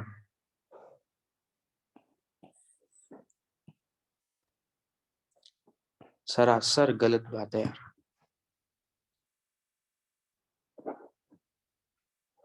क्यों? सर वो चेंज इन वॉल्यूम होगा ना। चेंज इन वॉल्यूम क्या, PV is equal to NRT लगा रहा हूँ यहाँ, बट बाहर का एक्सटर्नल प्रेशर है। प्रेशर कहाँ है, बाहर का है, एक्सटर्नल तो ये प्रेशर है, नंबर गैस नहीं है। अरे नंबर ऑफ मोल्स क्या, बाहर थोड़ी लगाना है मुझे, गैस तो के हो गैस पे जाएंगे लगाना ना। है। PV is equal to NRT किसके लिए है, PV is equal to NRT जो है वो फॉर गैस के लिए ना, फॉर इनसाइड जो भी गैस है उसके लिए, यस। इनसाइड मोल्स कितने हैं, इनसाइड टेम्परेचर कितना है वो मुझे चाहिए, बाहर से मुझे क्या करना है, तो ये गलती मत करना। बट इसमें एक अच्छी चीज और क्या है, इसमें एक अच्छी चीज ये है कि पी ऑफ गैस जो है वो अप्रोक्सीमेटली इक्वल है किसके, पी एक्सटर्नल के, for reversible process, yes.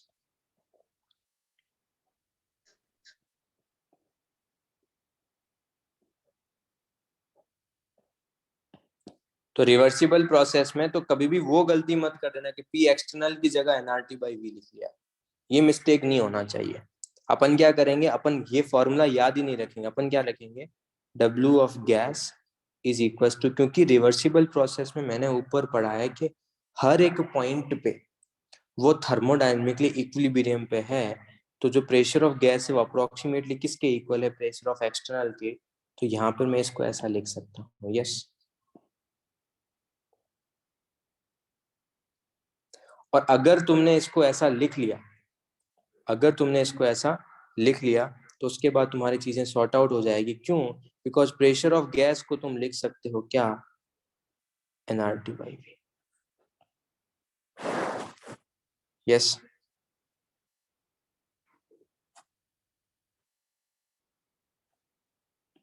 Sir ये प्रॉब्लम भी रिजॉल्व हो गया है क्या, ये प्रॉब्लम अभी रिजॉल्व हो गया है, कैसे, तो बोलो। आपने मुझे पीवी वाला लगाया, वो हम लोग सिर्फ रिवर्सिबल के लिए लगा पाएंगे ना, इरिवर्सिबल के लिए नहीं ना। नहीं, तो फिर उधर अच्छा। रुको तो सही यार, रुकते ही नहीं हो। उधर तो नहीं लगा पा रहे थे इसीलिए तो उसको हटाया था, इसीलिए तो नया मेथड बताया। अभी वर्क का डेफिनेशन चेंज हो गया ना,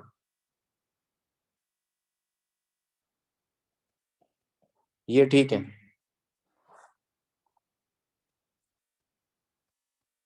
ऊपर से ही लिखा है। और अभी एक चीज पढ़ाई थी,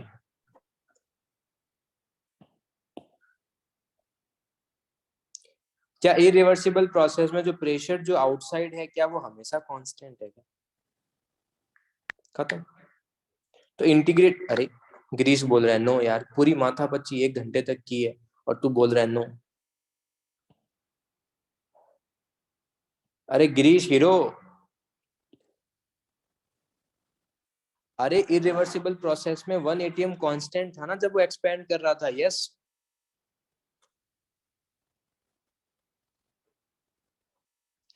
इसका मतलब क्या, उसको मैं इंटीग्रेट से बाहर ले सकता हूँ, यस तुम इंटीग्रेशन से बाहर ले सकते हो। इसका मतलब ये तो फिक्स ही हो गया सबके लिए, सारे प्रोसेस के लिए फिक्स हो जाएगा, यस, क्योंकि अगेंस्ट कांस्टेंट एक्सटर्नल प्रेशर है तो डीवी लिमिट लगाएंगे कहां से कहां तक, वी इनिशियल से वी फाइनल।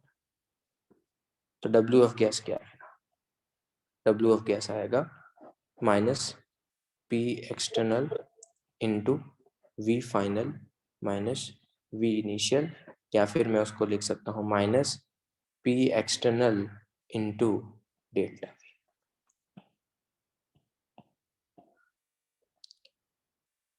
क्या इस पी एक्सटर्नल को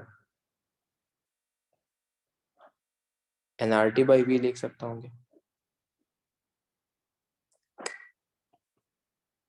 फालतू बातें नहीं, ठीक है सर, मुद्दे की बात करो, क्या है मुद्दे की बात है ये। फिर से रिपीट कर रहा हूँ पूरा प्रोसेस क्या किया है मैंने यहाँ पे। सबसे पहले मैंने क्या किया, फिजिक्स के अकॉर्डिंग W का डेफिनेशन लिखा। W का डेफिनेशन क्या है, force of gas into dx। Force को लिखा pressure into cross section area into dx। Cross section area into dx को dv लिखा। प्रेशर ऑफ गैस पे आया। इरिवर्सिबल प्रोसेस में इस फॉर्मूले से कोई भी प्रॉब्लम नहीं है, क्योंकि पांच नोन है, P V T सब कुछ नोन है। तो अगर सब कुछ नोन है तो प्रेशर ऑफ गैस भी नोन है। तो प्रेशर ऑफ गैस वॉल्यूम के साथ कैसे वेरी कर रहा है मुझे पता है। अगर प्रेशर ऑफ गैस वॉल्यूम के साथ कैसे वेरी कर रहा है अगर वो मुझे पता है तो W का फॉर्मूला ये ठीक है। प्रॉब्लम यहाँ है, क्या है, यहाँ पे प्रेशर ऑफ गैस पता ही नहीं है, क्योंकि सडन चेंजेस हो रहे हैं। सडन चेंजेस हो रहे हैं, प्रेशर ऑफ गैस कैसे वेरी कर रहा है वॉल्यूम के साथ पता ही नहीं है। वॉल्यूम के साथ क्या फंक्शन है पता ही नहीं, तो इंटीग्रेट कर ही नहीं पाओगे। इंटीग्रेट नहीं कर पाओगे तो वर्क नहीं मिलेगा। तो अपन ने जुगाड़ किया, जुगाड़ मतलब ये किया, वर्क पर एनर्जी थ्योरम लगाया। तो W ऑफ गैस क्या है, माइनस के W of F W external आया। तो इसको कैसे लिखा, P एक्सटर्नल इंटू DV लिखा। तो अगर मैं इरिवर्सिबल की बात करूं तो इरिवर्सिबल में मुझे पता है कि गैस कैसे चेंज हो रहा है, इनसाइड प्रेशर वो मुझे नहीं पता, पर जो प्रेशर जो आउटसाइड है वो हमेशा कांस्टेंट है। तो अगर वो कांस्टेंट है तो ये प्रॉब्लम रिजॉल्व हो गया, P एक्सटर्नल बाहर आ गया, तो इसका एक फिक्स फॉर्मूला आ गया। यस, सब सारे प्रोसेस के लिए फिक्स फॉर्मूला आ गया क्या? हाँ। तो W ऑफ गैस का इरिवर्सिबल में मुझे पता है क्या, minus P external into delta V। क्या P एक्सटर्नल को nRT बाई V लिख सकता हूँ? नहीं, PV is equal to nRT कहाँ लगेगा, गैस के लिए लगेगा। तो ये गलतियां नहीं करनी है। अच्छा, सो रिवर्सिबल का क्या हो गया, रिवर्सिबल के लिए देखें तो रिवर्सिबल के लिए क्या लिखा, W of gas is equal to minus P external to DV। कुछ लोग क्या करते हैं यहाँ पर nRT बाई V लगा देते हैं, ये गलती नहीं करनी है।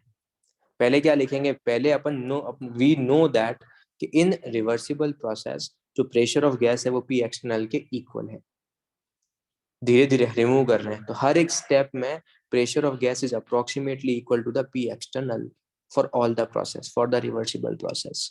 तो W ऑफ गैस को क्या मैं P एक्सटर्नल को P ऑफ गैस लिख सकता हूँ? यस। जैसे ही लिखोगे अब उसको nRT बाई V लिख सकते हो। If you know the nRT by V then can't. जिंदा हो?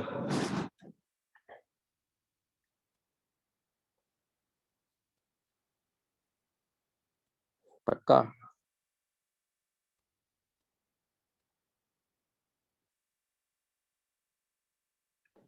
अच्छी बात है फिर तो।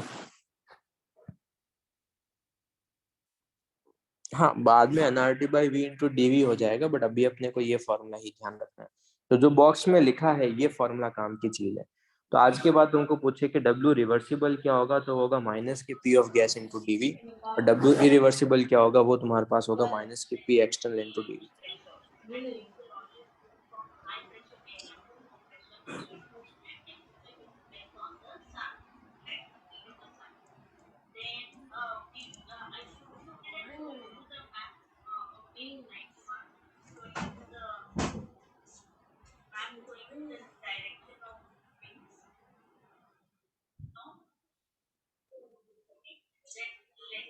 What she is doing right now?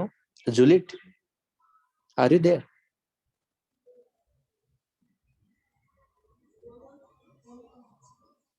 Juliet, are you there?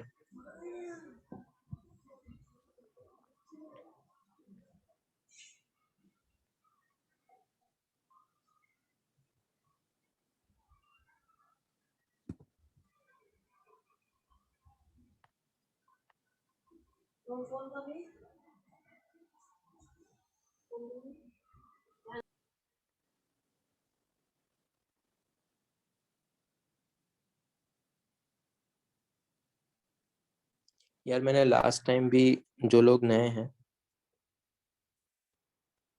जो लोग नए मतलब नए तो क्या ही है, मतलब मैं हर बच्चे को 5 6 7 में भी पढ़ा चुका हूँ। तो मैं आई थिंक फिर से रिपीट कर दूं कि यार क्या चीजें हैं। अगर सपोज तुम बीच में मीटिंग लीव करते हो लेक्चर से पहले, तो यार मैं हेजिटेट नहीं करूंगा कि तुमको वेटिंग रूम में डालते या रिमूव कर देते एक बार भी। तो ये चीज ध्यान रखना।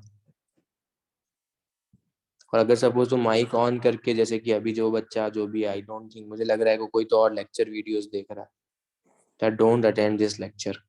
जो उसकी आवाज से जो भी बैकग्राउंड नॉइस है उससे वही लग रहा था। और उसके बाद अगर तुम रेस्पॉन्ड नहीं करोगे, अगर मैंने तुमको पूछा कोई प्रॉब्लम, अगर तुम बीच लेक्चर में रेस्पॉन्ड नहीं कर रहे हो, तो यार ये फिर प्रॉब्लमेटिक है। तो मैं डाल सकता हूँ यार उनको वेटिंग रूम में। नाउ इट्स 5 to 6 months हो गए, now you have to be serious.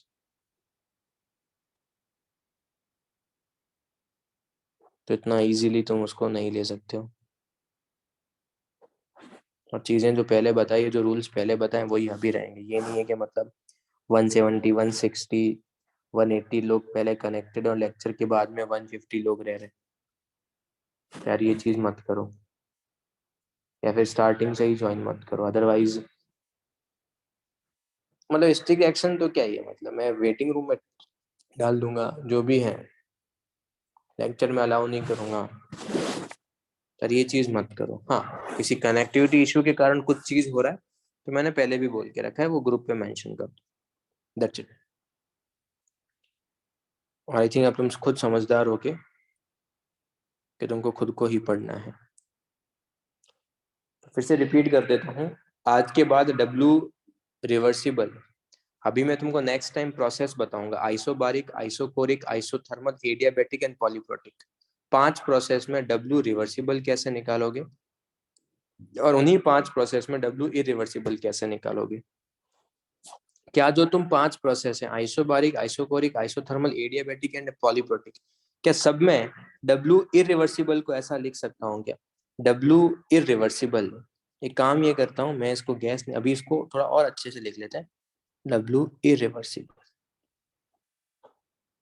क्या उस सबके लिए ये फॉर्मूला अप्लीकेबल होगा? यस, सबके लिए ये फॉर्मूला अप्लीकेबल होगा। और ये क्या है? W reversible. क्या सबके लिए ये फॉर्मूला अप्लीकेबल है? यस, ये फॉर्मूला अप्लीकेबल तो है, बट इसको थोड़ा सा फर्दर सॉल्व करना पड़ेगा। यस, ठीक है, कर लेंगे, उसमें कोई बड़ी बात नहीं है। आगे बढ़े।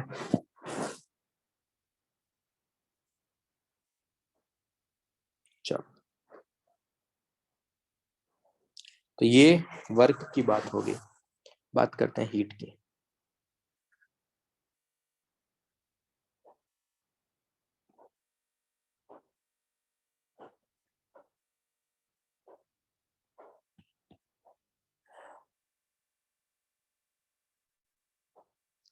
बच्चे आइसोबारिक में जानवी बच्चे क्या होगा वो देखेंगे यार। आइसोबारिक में क्या होगा, आइसोकोरिक में क्या होगा, सब कुछ डेफिनेशंस देखेंगे, don't worry.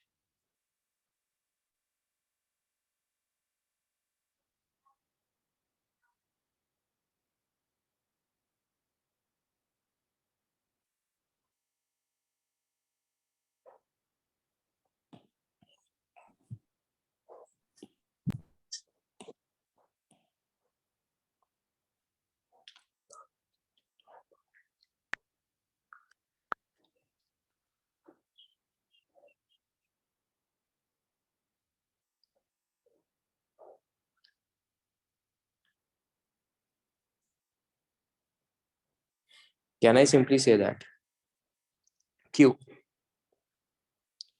is directly proportional to delta T?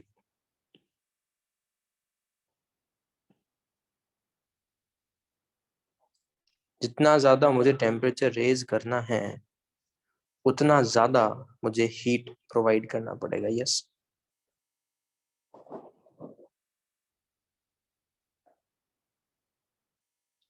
Q is equals to C into dt. Q is equals to integration of dq या फिर integration of C into dt. C क्या है? Heat capacity.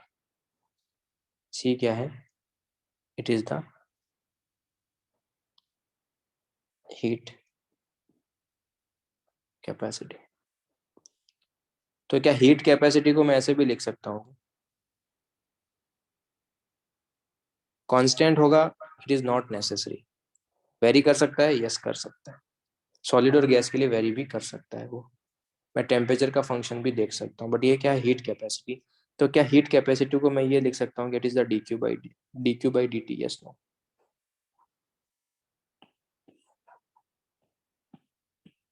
It is the capital C। Heat capacity क्या है? It is the amount of heat required to raise the temperature of a substance by 1 degree Celsius. किसी भी substance का अगर मेरे को टेम्परेचर 1 डिग्री सेल्सियस इंक्रीज करना है, डिक्रीज करना है, तो जो हीट रिक्वायर्ड होगा वही क्या है, मेरा हीट कैपेसिटी। यस। अगर लेट से तुम्हारे पास वाटर है, वाटर का टेम्परेचर अभी 19 डिग्री सेल्सियस है, उसका 20 डिग्री सेल्सियस करना है, 19 डिग्री से 20 डिग्री सेल्सियस मुझे करना है, तो 1 डिग्री सेल्सियस टेम्परेचर रेज करने में जितनी हीट मैंने प्रोवाइड की है वो उसका हीट कैपेसिटी। डन।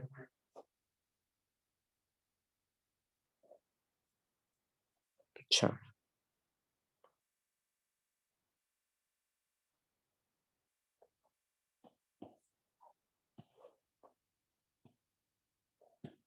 तो यही पूरा डेफिनेशन यहाँ पर उसने लिख के रखा है बस।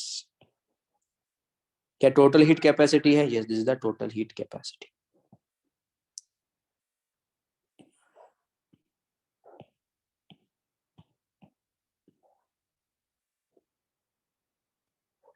तो इसका डेफिनेशन क्या है? Heat capacity of the system may be defined as amount of heat required to raise the temperature of a system by 1 degree Celsius.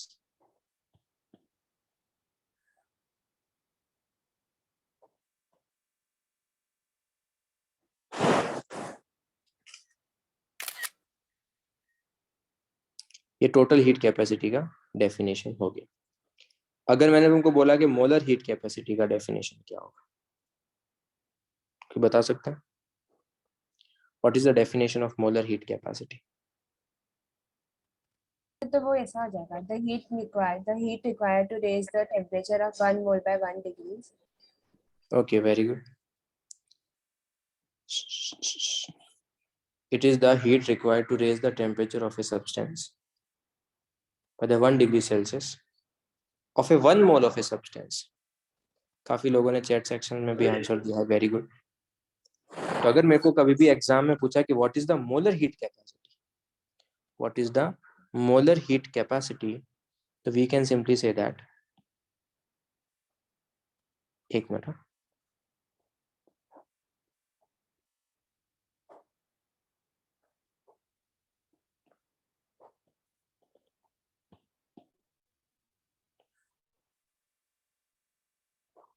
the heat capacity of the system may be defined as the molar heat capacity। तो उसको थोड़ा सा changes कर देते हैं, फिर definition फिर से नहीं लिखते हैं।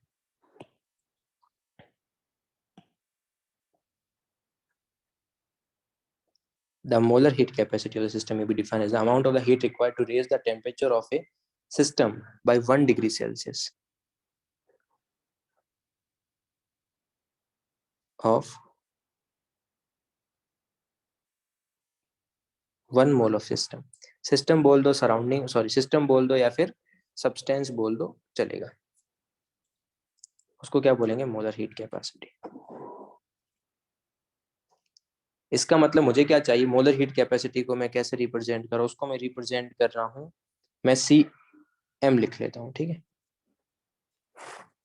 जनरली नोटेशंस कुछ भी दे सकते हैं एग्जाम में, इसको CM भी बोल सकता हूँ, इसको मैं कैपिटल C भी बोल सकता हूँ। तो CM क्या है? It is the amount of heat required to raise the 1 mole of substance by 1 degree Celsius. तो अगर तुम 1 मोल सब्सटेंस लो तो उसका टेम्परेचर अगर तुम 1 डिग्री सेल्सियस इंक्रीज करोगे, तो इन दोनों को अगर मैं 1 रख दूंगा तो DQ किसके इक्वल आ जाएगा? वो CM के इक्वल आ जाएगा। अगर मैंने मोल्स भी 1 ले लिए, टेम्परेचर भी 1 ले लिया, तो DQ किसके इक्वल आ जाएगा? CM के। तो it is the amount of heat required to raise the temperature of a 1 mole of substance by the 1 degree Celsius. इसको क्या बोल दूंगा? Molar heat capacity. इसका यूनिट क्या होगा?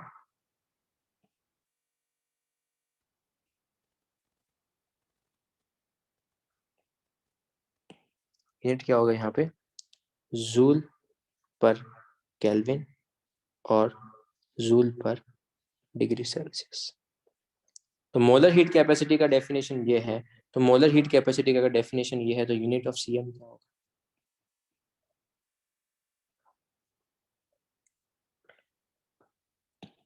क्या उसको मैं ऐसा लिख सकता हूँ, जूल पर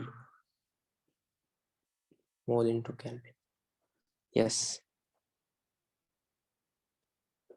और जूल पर मोल इनटू डिग्री सेल्सियस, दोनों ठीक है। जूल बोल दो, किलो जूल बोल दो, उससे कुछ फर्क नहीं पड़ेगा।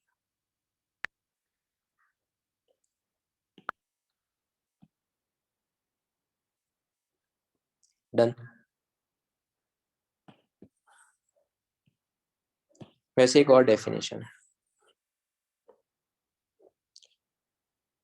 Specific heat capacity. मैंने उनको बोला था लास्ट क्लास में मैं स्पेसिफिक का मीनिंग बता दूंगा।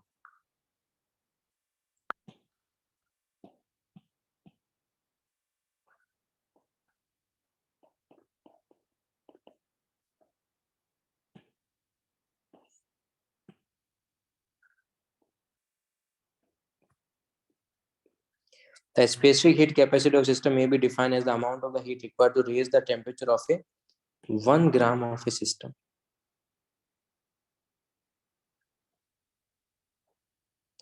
अगर तुम किसी भी सब्सटेंस का अगर 1 ग्राम लो तो 1 ग्राम का टेम्परेचर तुमको 1 डिग्री सेल्सियस से इंक्रीज करना है, तो जो हीट रिक्वायर्ड होगा उसको क्या बोलेंगे? Specific heat capacity, S.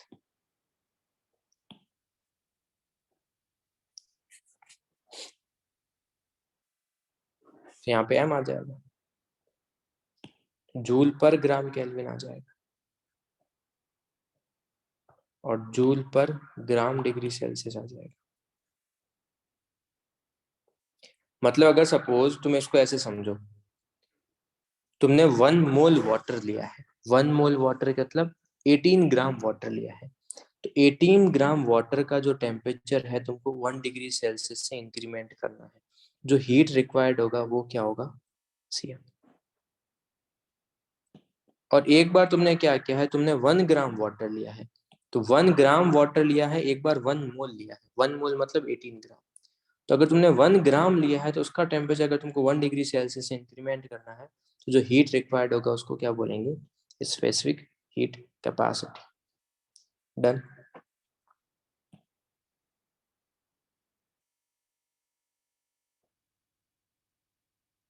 तो ये डिफरेंस सब में पता होना चाहिए।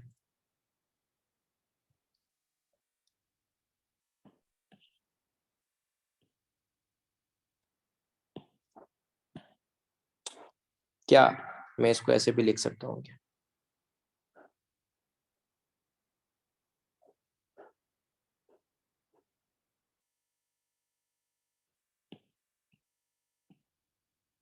इसको सी एम नहीं लिख के सी एन लिख लेते हैं, क्योंकि मोल्स के लिए है ना, एन लिख लेते हैं। एग्जाम में सी एन लिखते नहीं, एग्जाम में इसको भी सी ही लिखते हैं। एग्जाम में अपने को यूनिट से देखना पड़ेगा कि क्या लिखे अपन उसको। अगर मेरे को यूनिट दे के रखा है जूल पर डिग्री सेल्सियस, इसका मतलब टोटल हीट कैपेसिटी। अगर मेरे को यूनिट दे के रखा है जूल पर मोल इनटू केल्विन, इसका मतलब इसका मतलब मोलर हीट कैपेसिटी। अगर मेरे को यूनिट दे के रखा है जूल पर ग्राम इनटू डिग्री सेल्सियस, इसका मतलब स्पेसिफिक दे के रखा है। क्लियर? तो यूनिट से वी विल डिसाइड कि तुमको क्या हीट लेना है। यहाँ पर डी क्यू क्या होगा? यहाँ पर डी क्यू होगा m into S into D T. Q is equals to integration of dq और integration of ms into dt.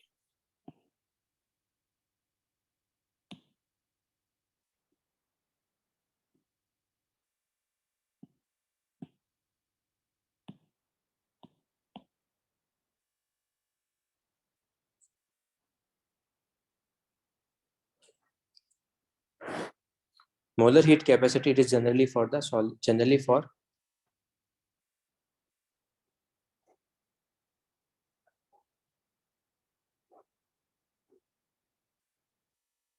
gases. Gases के लिए जनरली होता है।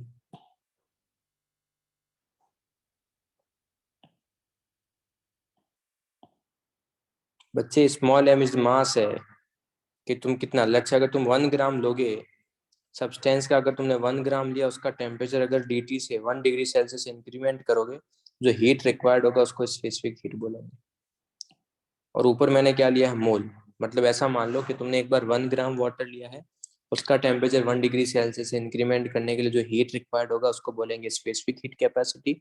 और वही तुमने 18 ग्राम लिया है, तो 18 ग्राम को हीट करना है 1 डिग्री सेल्सियस से, जो हीट रिक्वायर्ड होगा उसको बोलेंगे molar heat capacity. Okay Janvi?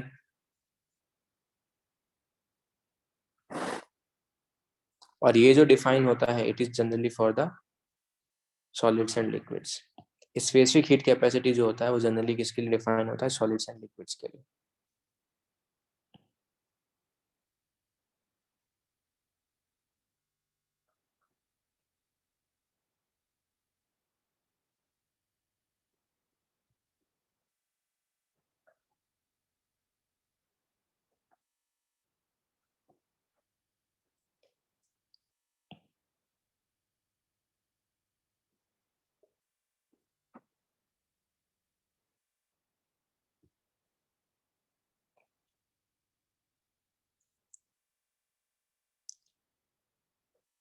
क्या यहाँ पे dq by dt ms आएगा?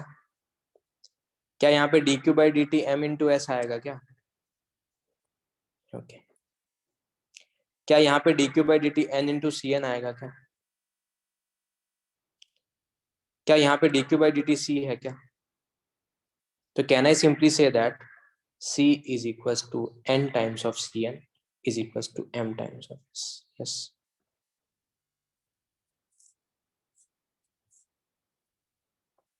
अच्छा,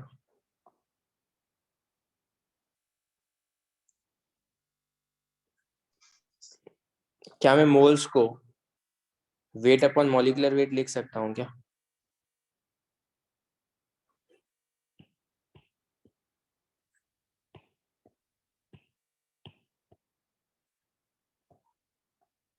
तो क्या इसके स्पेसिफिक हीट कैपेसिटी को क्या मैं ऐसा बोल सकता हूँ कि molar heat capacity upon molecular weight, या फिर molar heat capacity is equal to capital M into S, where capital M क्या है, where capital M is the molar mass of a substance. Capital M क्या है, it is the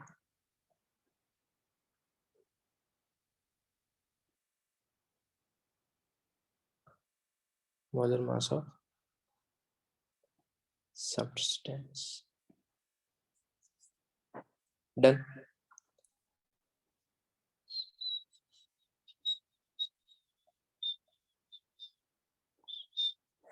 चलो, इसके बहुत सारे प्रोसेसेस हैं, इसका एक टेबल है, वो करेंगे नेक्स्ट क्लास में। वर्क कैसे बताया है वो ध्यान रखना। नेक्स्ट क्लास में we will start the internal energy and साथ ही साथ we will see heat work, इनमें रिलेशन क्या है, फर्स्ट लॉ ऑफ थर्मोडायनेमिक्स क्या है, सब कुछ।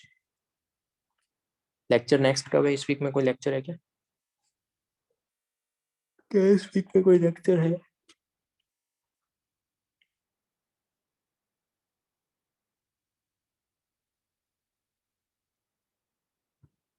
और कोई लेक्चर नहीं है इस वीक में?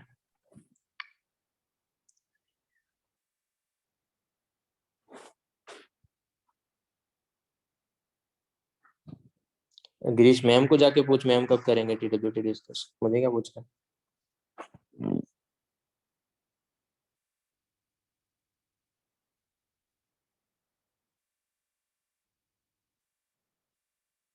गिरीश, तो तूने मैम को पूछना, तो मैम ही लिख रहा है, तो मैं क्या बताऊं तेरे को?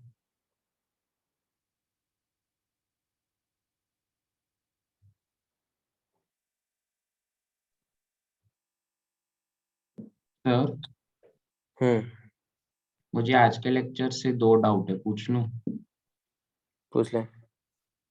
सर आपने स्पेसिफिक हीट कैपेसिटी का यूनिट लिखा है, तो वो ग्राम कैसे होगा सर? केजी होगा ना, अगर आप जूल में लिख रहे हो। कैलोरी में होता तो ग्राम होता ना। तो तेरे को एट द एंड हीट चाहिए ना, हाँ सर। अगर हीट चाहिए तो तू मास से मल्टीप्लाई कर ले। अगर तेरे को स्पेसिफिक जूल पर ग्राम इंटू डिग्री सेल्सियस है, तू केजी लिख ले, कोई फर्क नहीं पड़ता। तो जब भी मास से मल्टीप्लाई करे, जब तू हीट निकाल रहा हो, अगर तू हीट निकाल रहा हो, तेरे को जो स्पेसिफिक हीट कैपेसिटी जूल पर ग्राम में दे के रखा है, तो वेट को जब मल्टीप्लाई करे तो ग्राम से करना। अगर जूल पर ओके केजी सर। दे के रखा है, हीट निकालने के लिए मास को केजी से मल्टीप्लाई करना, उससे फर्क नहीं पड़ता। Okay sir. और सर आपने एक मिस्टेक बोली थी कि पी एक्सटर्नल ना लेना, वो पी गैस लेके फिर सब्स्टिट्यूट करना। तो उसका एक ही रीजन है ना, क्योंकि वो आइडियल गैस इक्वेशन हम वो गैस के लिए लगाते तो हम डायरेक्टली यूज नहीं कर सकते अरे प्रेशर बाहर क्या हो एक्सटर्नल। रहा है, बाहर पता ही नहीं है ना मेरे को। तो बाहर क्या है, बाहर से मुझे क्या करना है? ओके मुझे तो सर। ये हाँ। पता करना है ना मेरी गैस कैसे बिहेव कर रही है। तो पी ओके एक्सटर्नल सर। अगर मैं लगाऊंगा तो बाहर का वॉल्यूम क्या है? बाहर का वॉल्यूम सराउंडिंग का कोई वॉल्यूम डिफाइन थोड़ी है। तो हाँ पी सर। एक्सटर्नल जब तुम लिखेगा तो क्या लिखेगा? एनआरटी, एन एन बाहर के लिख रहा है, अपनी गैस अंदर है पिस्टन के। पिस्टन के बाहर जो है उससे मुझे क्या फर्क पड़ रहा है? Okay sir, yes. समझा। सर हम्म। हम लोग ने जो मोलर हीट वाला था उसको डिफाइन किया था फॉर 1 मोल। तो अगर हमारे पास एक सिस्टम है जिसमें 10 मोल्स है और उसका हम लोग हीट तो उसको कैपेसिटी। मल्टीप्लाई कर लो ना। हाँ अगर सर। तुमको मोलर हीट कैपेसिटी 5 दे के रखा है और 10 मोल से, तो 50 हो जाएगा हीट। हाँ सर, वो मुझे समझा। तो उस कंडीशन में हम लोग टोटल हीट कैपेसिटी बोलेंगे क्या उसका, टोटल सिस्टम का? मोलर हीट कैपेसिटी तो उसका फिक्स रहेगा ना। टोटल हीट कैपेसिटी कहाँ से बोलेंगे? मतलब अगर तू 10 से मल्टीप्लाई करने के बाद बोल रहे हो ऐसा? हाँ सर। हाँ तो वो लिखा है ना यार, मोलर हीट कैपेसिटी को 10 से मल्टीप्लाई करो, टोटल हीट कैपेसिटी मिलेगा। ठीक है सर। और सर आपने यहाँ पे जो लिया नंबर ऑफ मोल्स के लिए 1 मोल रहेगा ना, यहाँ पे जो NCN है? कुछ भी हो सकता है ना बच्चे, अभी बोला ना कि 10 लोगे। अच्छा हाँ अगर ठीक। 10 है मोलर का, मोलर हीट कैपेसिटी अगर लेट्स से तुम्हारा 5 है और नंबर ऑफ मोल्स 10 है, तो टोटल हीट कैपेसिटी कितना हो जाएगा? 50। हाँ सर। हाँ तो हो गया। अच्छा ठीक है सर। और सर मुझे गैसियस स्टेट का वो जो इफ्यूजिंग स्टेप्स वाला था ना, हाँ उसका जो नरेंद्र अवस्थी का सम था ना, एक बार वो मैं ट्राई करी थी, मुझसे हुआ नहीं। एक बार मैं एक बार आपको, सॉल्यूशन भेज दो, हाँ मैं देख लूंगा। एक बार आपसे मुझे उस क्वेश्चन में एक डाउट है कि वो हमको वो एक बार मैं आपको सेंड कर दूँ तो एक बार आपसे बता दूंगा। जल्दी करो, हाँ सर। एक्चुअली मेरा एक और लेक्चर है, उसके अंदर हाँ मुझे कुछ सर। काम है उससे पहले। थोड़ा जल्दी। सर हम्म। सर मेरे को एक ऐसे बेसिक डाउट था कि इस चैप्टर में काइनेटिक एनर्जी का यूज अगर होगा, इफ होगा, तो वो उसका डेफिनेशन वही रहेगा क्या कि it is the movement of total energy by motion of all particles? ये डेफिनेशन किसने बताया? नहीं सर, एक मिनट, सॉरी सॉरी सर, मतलब हीट एनर्जी का डेफिनेशन ये रहेगा क्या इस चैप्टर में कि kinetic energy of all particles? Heat energy का क्यों रहेगा? सर क्योंकि हीट एनर्जी एनर्जी, का फॉर्म तो दोनों है ना, तो हाँ हीट जी और वर्क सर, बट दोनों का होगा। हीट तो नॉर्मल वही होती है ना कि टोटल काइनेटिक एनर्जी जिससे आगे एनर्जी ट्रांसफॉर्म होकर हीट बनती है। तो वो तो यार काइनेटिक एनर्जी ट्रांसफर हो रहा है, वो तो वर्क के थ्रू भी तो हो सकता है। अच्छा okay sir, okay thank you. बताऊंगा वैसे एनर्जी जो काइनेटिक एनर्जी पे कैसे डिपेंड करेगा, वो इंटरनल एनर्जी में पढ़ेंगे। Okay sir, thank you. Sir first lecture में एक स्टेटमेंट था, predicts up to what extent a chemical reaction can proceed in forward direction। so आप ये वापस एक्सप्लेन कर सकते हैं? कोई रिएक्शन फॉरवर्ड डायरेक्शन में कितना जा रहा है? सर 20% जा रहा है, 30% जा रहा है, 30% जाने के बाद इक्विलिब्रियम अटेंड कर रहा है, या 40% जाने के बाद इक्विलिब्रियम अटेंड कर रहा है, उसको बोलना है एक्सटेंट। तो फिर अगर सर हम लोग इफ वी से बैकवर्ड डायरेक्शन मतलब उसका रिवर्स बोल सकते हैं फिर? हाँ। Okay sir, thank you. मैंने आपको भेजा है।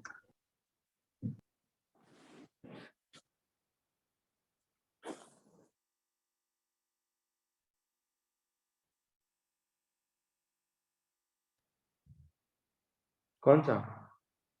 सर 120। सर तो यहाँ पे हम्म। NSO2 और NCH2 इन लोग ने इनिशियल वाला कंडीशन दिया होगा ना, और हमको फाइनल निकालना है, तो वो ऐसे ही करेंगे ना, एन फाइनल इस तुमने n का वैल्यू क्या लिया? 8/1 रेशियो लिया मैंने, n का वैल्यू क्या लिया? n का वैल्यू 3 लिया है मैंने, 4 ध्यान से लिया है देखो, मैंने सर। क्या लिखा है? 4 लियोगे ना, हाँ 3 थोड़ी सर, लोगे। हाँ सर 4 लिया था क्योंकि इफ यूजिंग स्टेप्स 3 थे, तो उसका सेवन पावर 3/2 आ रहा था, कितना? 3/2 ना, n-1/2 आ गया फिर।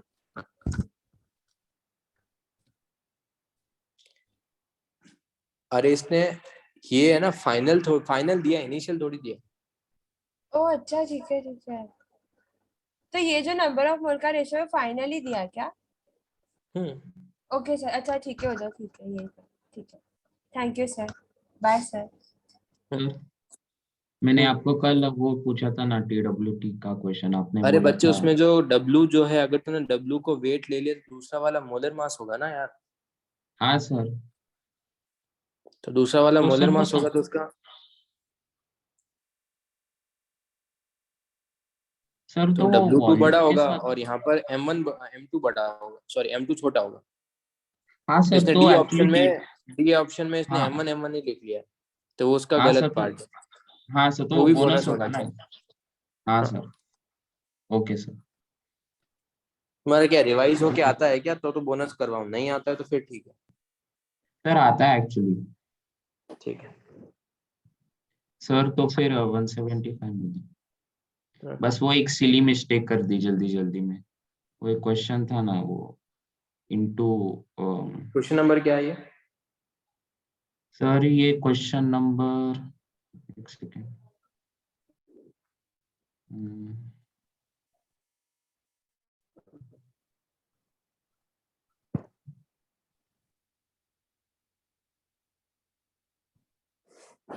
हाँ सर, ये क्वेश्चन नंबर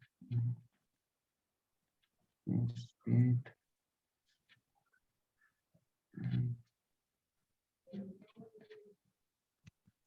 हाँ सर, ये क्वेश्चन नंबर 63 है।